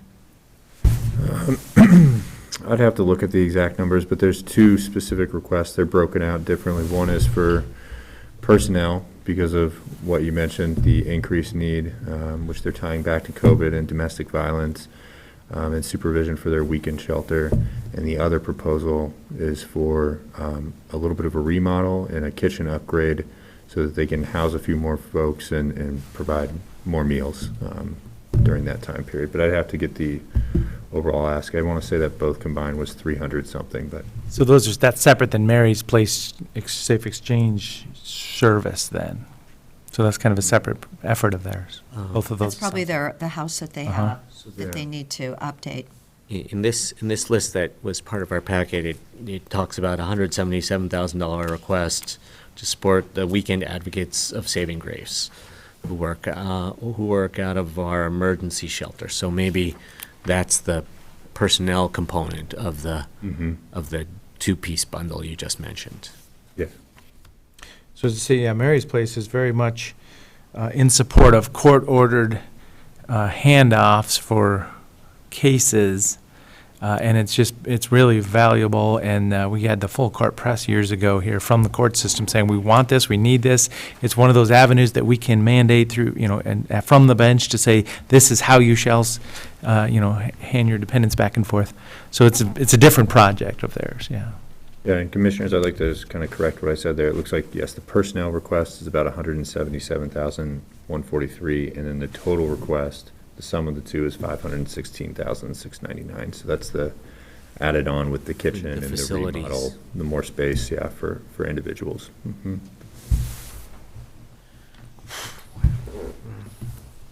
Well, I'm comfortable at this time in doing the 10,000, and then when we evaluate the ARPA, then because I know we have several ARPA requests that we're going to be looking at. Thank you. Yeah. So when is our next cycle of? I asked him if it was possible for next week. I don't know, Dan, if that works in your schedule or not. Yeah, I think it'd be hard to get the agenda going probably by next Wednesday, but we could certainly shoot for it, or the week after, certainly, and we can discuss whatever requests you would like. I'll send out an email. Mm-hmm. Okay.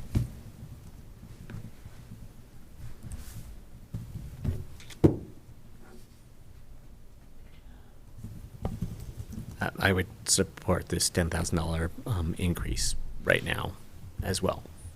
Thank you. Well, and I'll support it also.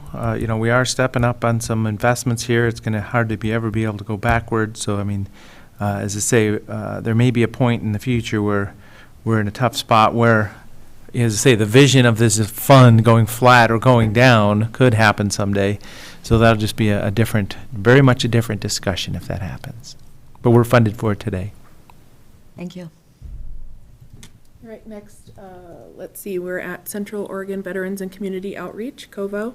They're not requesting an increase for this coming fiscal year. This supports their outreach coordinator who makes contacts with homeless and low-income people who visit the center, and contact with homeless people in camps as well. I'm supportive, and I want to thank them for all the work that they do for our veterans in our community. Supportive as well. I am also. So we have other funding that we've committed to in the next couple of years, $100,000 at a time or something for the village. Where's that revenue coming from? From the Veterans Village, to the Veterans Village. I know we had an ARPA request. I'd have to check to see if it's on a reserve for, you're talking about for fiscal year '24. Yeah, so just acknowledging that if it's ARPA, there'll be another moment in time where we don't have those funds anymore, and there'll be an expectation possibly.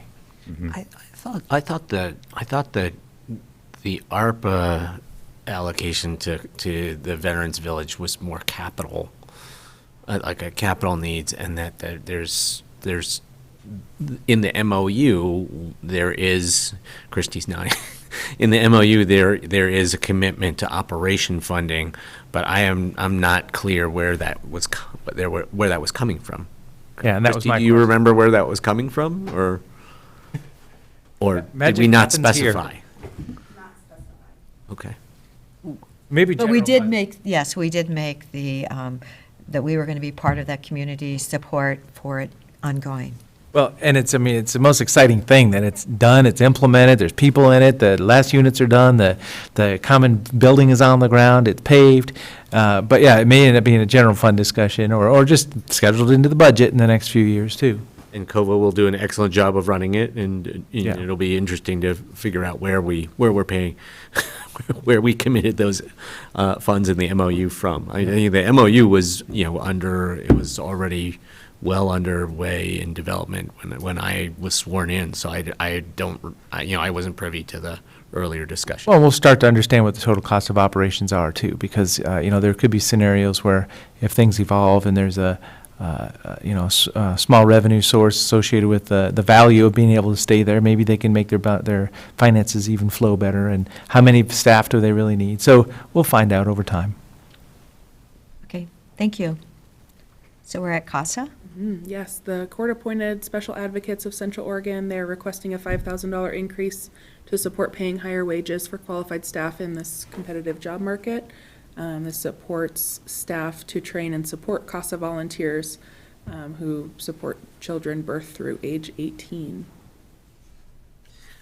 I thought CASA made a ARPA request as well. No, they never did get the number in. I talked to the director, called him again. I don't think we ever got a number for ARPA. Okay. Yeah, but I did have several conversations with her. I remember having some discussions. Right. But, okay. I'm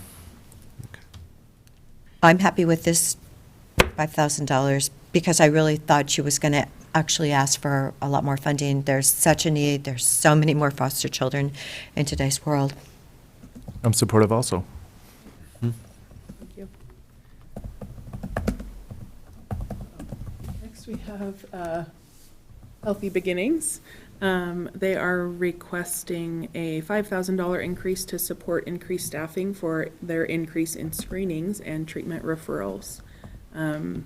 This funding supports delivering a minimum of one in-person or virtual screening per month to engage preschools and child care centers in high, free, and reduced lunch school areas.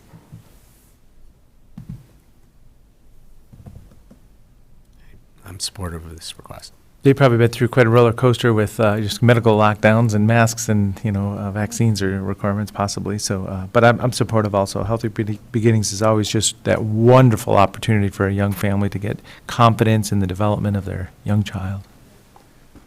They've definitely made quite a few shifts during the pandemic. Yes. That is the truth. It sounds good. Thank you. And last but not least is our Upper Deschutes Watershed Council. The current year, we are funding them at $20,000. This helps to fund restoration projects, their monitoring program, support for general operations, and education and outreach for K through 12 students, community members, and landowners about the importance of watershed health and restoration. They are not requesting an increase for this coming fiscal year, and their executive director, Chris Knight, will come provide his annual report later this spring. I'm supportive. Likewise. So we don't have to wait. I know that we have a special setup with them where they come in, they do an annual presentation, but we don't have to wait until that presentation to approve an allocation for the year. It's at the board's discretion, however you like. Yeah, It's fine, Laura. Good. Thank you so much. move forward right And now. this spreadsheet is a fund from our annual budget, which is, basically the $1 million expected revenue, $750,000 net working capital, and that's basically how it's published in the budget. And then this is the detail of that fund that is very much at the discretion of the commissioners. All right, thank you. Moving forward to the grant program portion, we can start with our discretionary grant program. You're very familiar with this program. This is intended to assist eligible organizations with specific short-term projects or activities that positively impact either a specific community within Deschutes County or the county at large. A wide range of pursuits may be eligible for funding, including but not limited to job creation, education and training, social and human services, cultural tourism, and natural resource management. To be eligible for this program, an organization must be a nonprofit or publicly funded agency that serves Deschutes County. Since this is my fourth year, our discretionary grant has been at 60,000.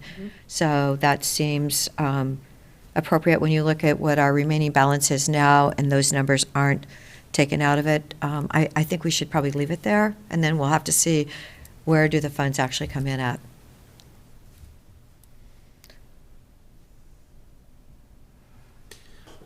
Those seem like reasonable starting numbers.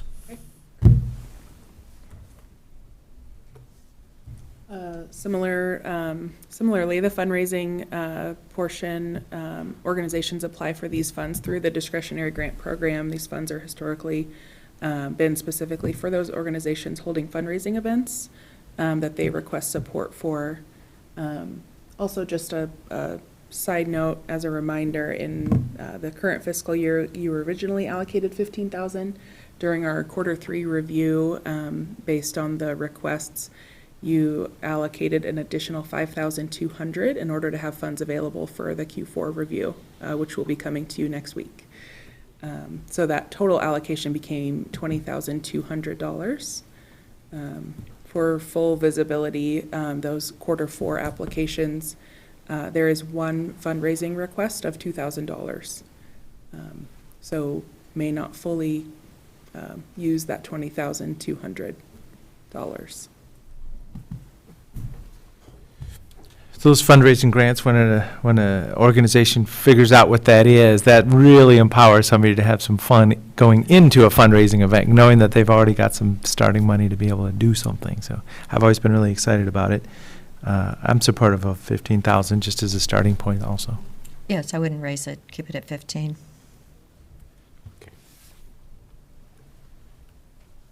All right, and then lastly, Arts and Culture program is designed to increase arts and culture opportunities to make arts and culture education available to Deschutes County residents. As a reminder, you originally allocated $25,000 to this program during this exercise last year, and then during our application review, ended up allocating an additional $13,500. So that total allocation became the $38,500 that you see on the spreadsheet. Actually, considering the economy, I would prefer to go back to the 25,000. And then, if things look better, we can always adjust, but I think being more conservative might be appropriate. So I like that idea also, 25,000, pardon me, and also making sure we work with the Cultural Coalition on ideas. You know, maybe we, instead of just making it a call that we manage through our office, maybe the Deschutes Cultural Coalition can, you know, be our partner in even doing this project. Thinking of a request for ideas.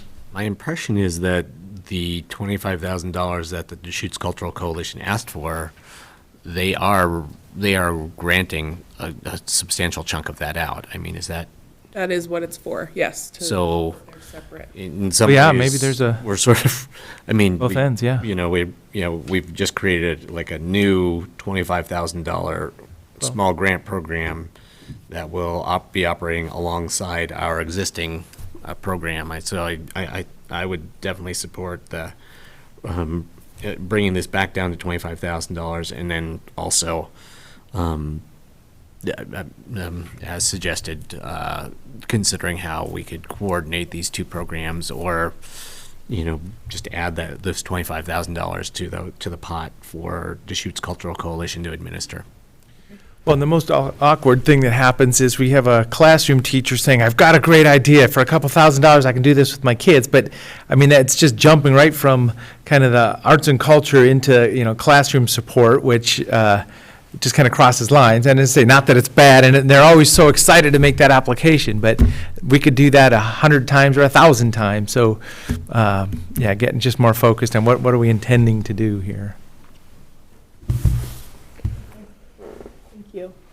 And our last group to review is the United Way Emergency Food, Clothing, and Shelter Grants. This is a community grant program that the board has supported for years.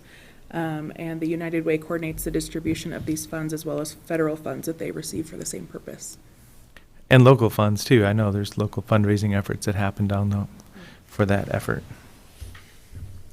How many years have we been doing 80,000 on that? I thank you for the spreadsheet at the back, Laura, on the history from 2018 forward.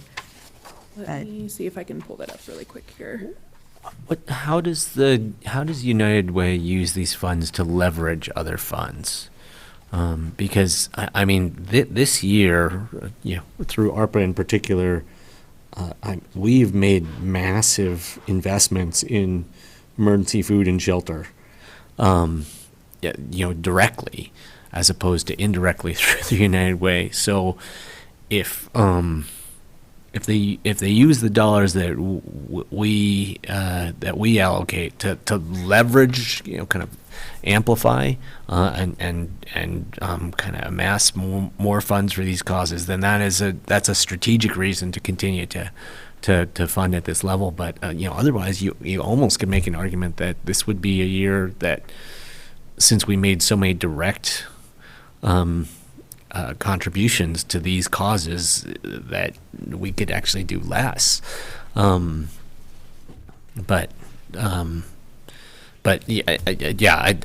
believe that leverage is a really important part of what United Way does. So, and I don't know the answer to that, but I'm happy to follow up and find out more.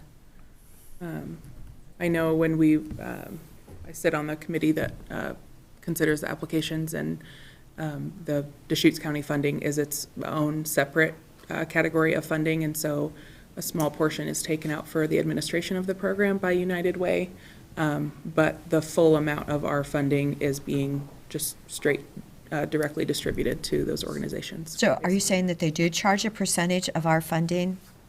That has historically been part of our administrative overhead. Okay, so what percentage is it? I'm happy to pull that up here. No, because I saw some money that was coming from the state, and it was like for $22 million, and the people that were going to run that $22 million were getting like $2.2 million to run the $22 million, and I'm going like, oh my gosh. Okay, that's significant. Whitney, did you have something else to add on United Way? Just, excuse me, a little historical perspective for the board relating to how long we've done this. My understanding is that prior to 2014, 2015, we ran what was called a community grant program in-house.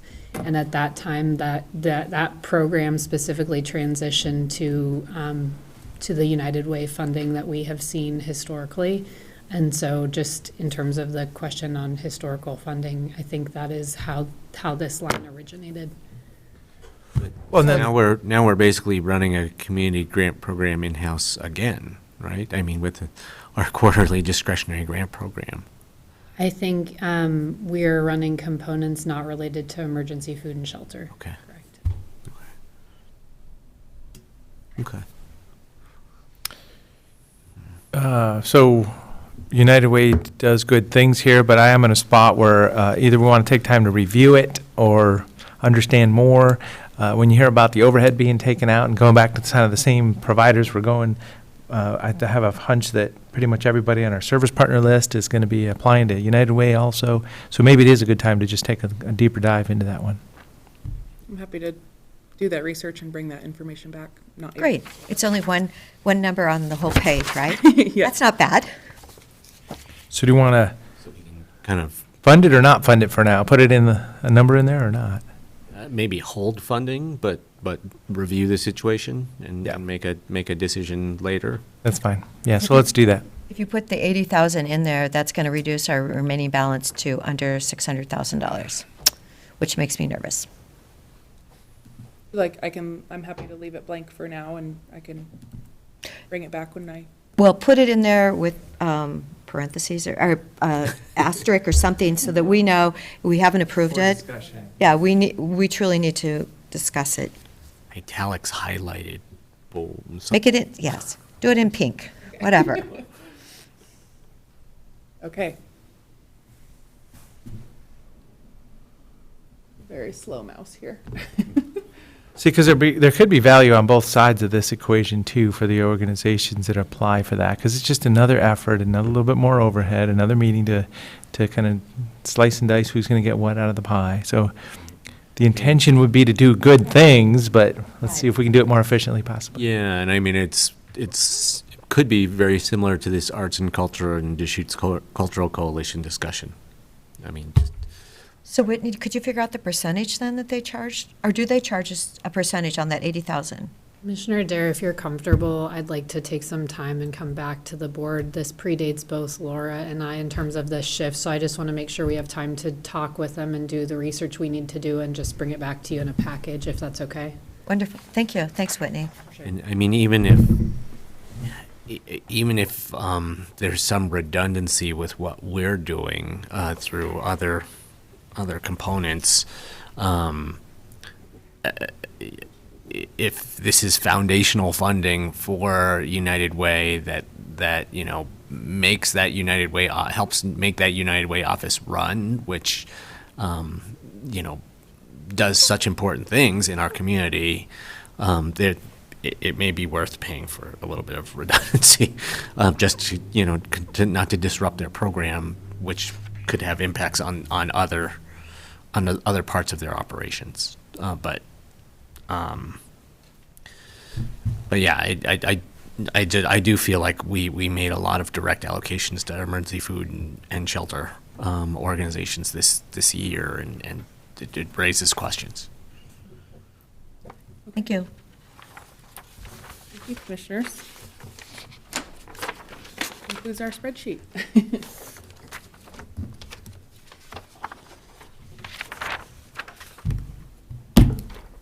So for the Pine Senior Center, is there any thoughts about where we might go? Because, I mean, the ask is coming, and they've asked a few times, and ARPA just hasn't been eligible.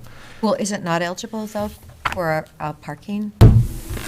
We would have to review it. Generally speaking, capital infrastructure isn't eligible unless it falls under one of the categories. Perhaps it could fall under food assistance. Senior citizens aren't called out specifically as an eligible population in ARPA. It's more about lower moderate income. But we would have to review that request. But if you can tie a parking lot to, food assistance or something else that it would be one of the enumerated eligible uses for ARPA, then certainly it could potentially be eligible. I would think it could be tied to food assistance, because you have to drive in, pick up your food, and you don't want your elderly population, tripping and falling over, pavement or asphalt that's a mess. So, I'm also just guessing in terms of the population served, you could probably make a low and moderate income argument. You just need to have the data to substantiate it. And so, I mean, maybe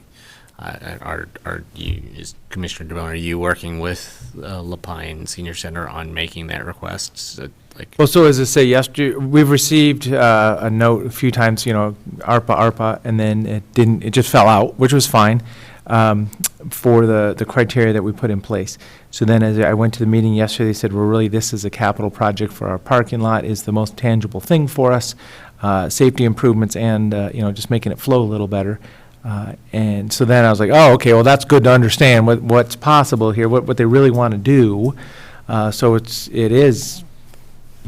I wonder if 30,000 would cover that parking lot, though. It's pretty huge. Well, I mean, most of it's paved. There's unpaved areas and improvements that need to be had. So, yeah. But I just wanted to make sure we all heard about it, because we'll bring it around. Yeah, maybe we can. We can always bring it back in ARPA eligible format, and then if we can't put it there, we'll put it. Yeah. So I'll work with them. Yep, Okay, not a good. problem. Right. Okay. Thank you. Thank you so much.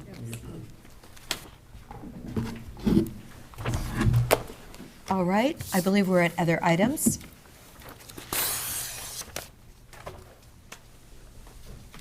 I was able to attend a video call on Monday for the Association of Oregon Counties bylaws committee, and this is just the very beginning.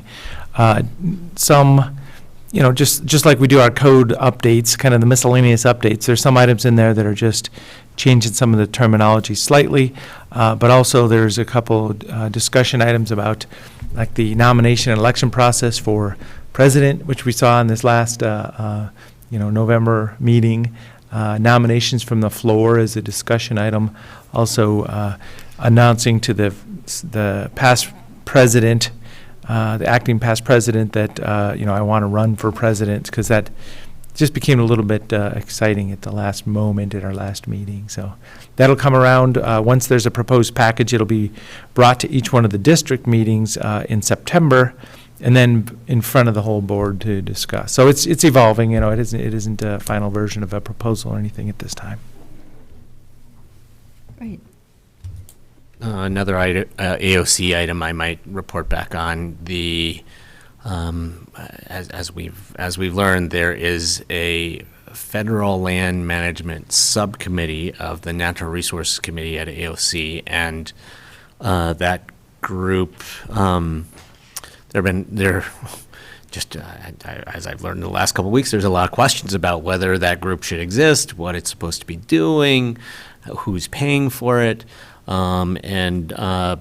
There's been quite a lot of subcommittee and committee action on that. The upshot is basically that the Federal Land Management Subcommittee met, and there were, the way I would characterize it, there's a number of Western Oregon counties who are narrowly focused on ONC lands, who, because the Federal Land Management Subcommittee isn't doing what they, representing them on those issues the way they want to, i.e., what they wanted was basically that their issues would be the primary or exclusive focus of the Federal Land Management Subcommittee.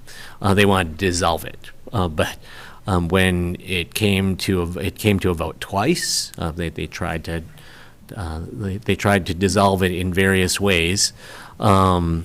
It was the vote failed, and primarily because a number of Eastern Oregon counties said that they actually still wanted the Federal Land Management Subcommittee for various purposes. So, the vote to dissolve it failed, but basically that subcommittee hasn't been doing very much for the last 2 years, and those ONC counties, they said, well, if we can't dissolve it, we want the dues that we've been paying for the last 2 years back. So That came to a full vote, a vote of the Natural Resources Subcommittee at AOC, and there was a majority vote to just give them their money back. So I don't have a good sense of exactly how much money that leaves the subcommittee with, but we do know that the subcommittee is going to continue to move forward. That there may be opportunities to focus on issues that are of broader interest to many counties across the state of Oregon, and not just kind of O and C county issues, including the things that I was emphasizing to them were that we need investments in hazardous fuels reduction, we need investments in recreation infrastructure on our federal lands, and there were a number of Eastern Oregon commissioners who were interested in that subcommittee working on federal land grazing issues. So that's my best understanding of what that's going to look like moving forward. It was interesting because the Eastern Oregon Call, I think it was Tuesday morning really early, they were talking about ranchers in the state are paying, I personally paid $340 a ton for some hay. They're paying this much for hay, and yet we have 500,000 acres of CRP land that is just, growing, sitting there. And remember the fire we had in Wasco County a couple of years ago where it went through wheat land, then it went through CRP land. A farmer actually lost his life on a caterpillar. And they were really hoping that a relationship with the federal government, Congressman Ben was on the call at that time, what they could do with the relationship so that CRP land could actually be grazed, because one of the requirements of CRP land is that you have to keep it fenced. So several people on the call were aware of it. From what my research was, we don't have like grazing land in the Deschutes for us that are elsewhere, such as in Crook County. But truly, if we could get that CRP land grazed, I think it would be a win-win situation. So if we're talking about the same thing, CRP land is private land. Right. They're getting paid to not have wheat on it. My family has it from like the 1960s, 70s, whenever CRP went into existence. And they still have to keep it fenced. They get paid not to grow wheat. And yet, in our world this year, perhaps we're going to need some of that land to go back into production. I mean, the tension is that it is, it's typically land that's highly erodible and highly likely to impact water quality, have erosion and sediment runoff into important streams if it is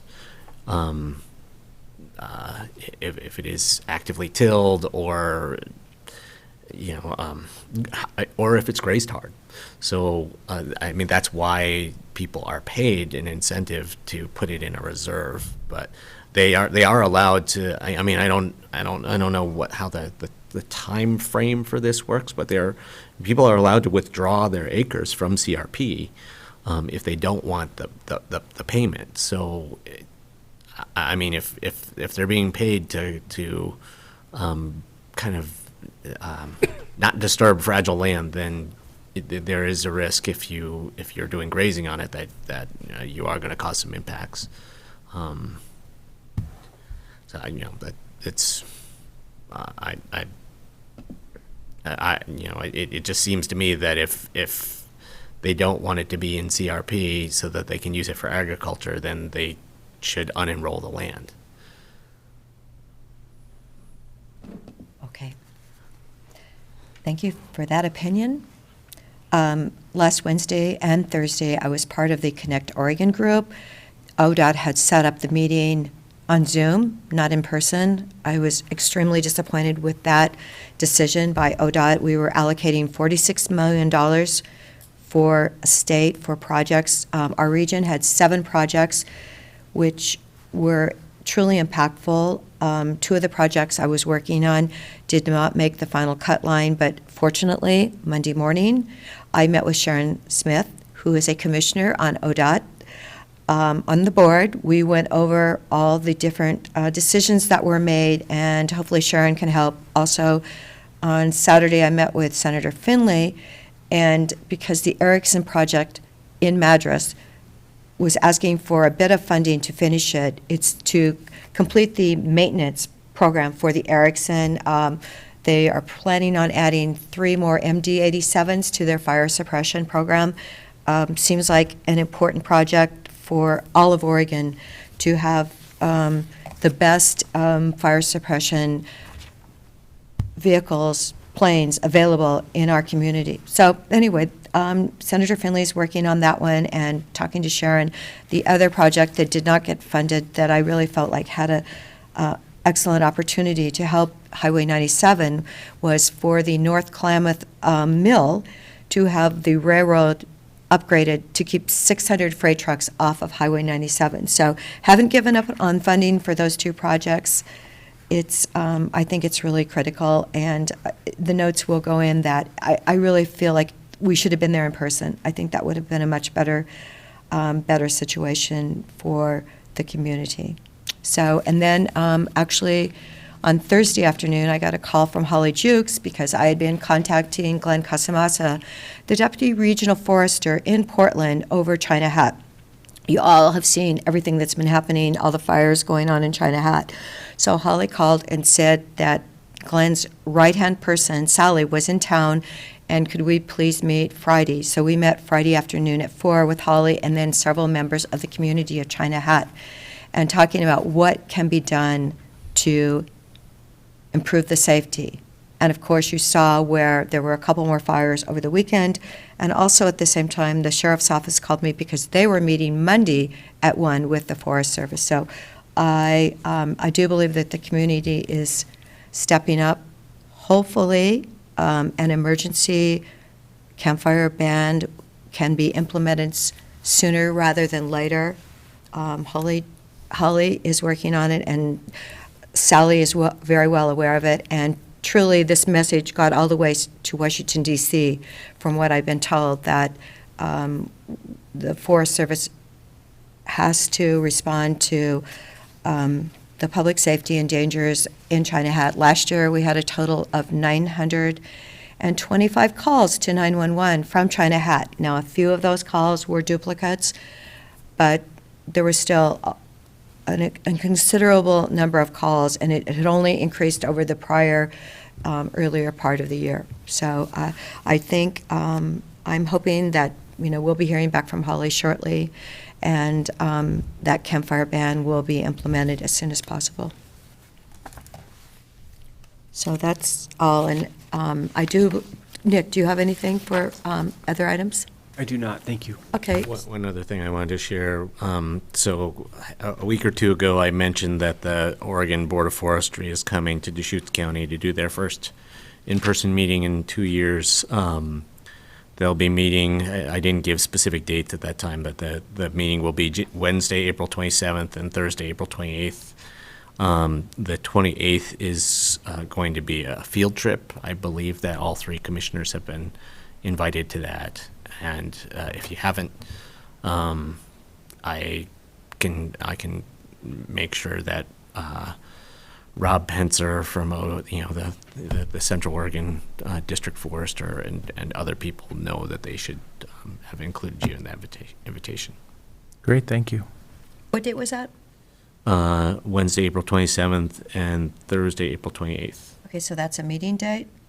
So they'll do their day of indoor meetings on the 27th, while we're doing our Board of Commissioners meeting. If we're done early, or if we wanted to kind of work around it, you could attend parts of that.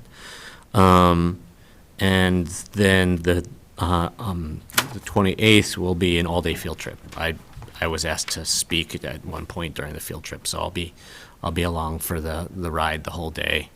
But there's also options to come in and out and drive individually if you want to do that. And I believe there's going to be an evening gathering at OSU Cascades on Wednesday night, the 27th. Okay.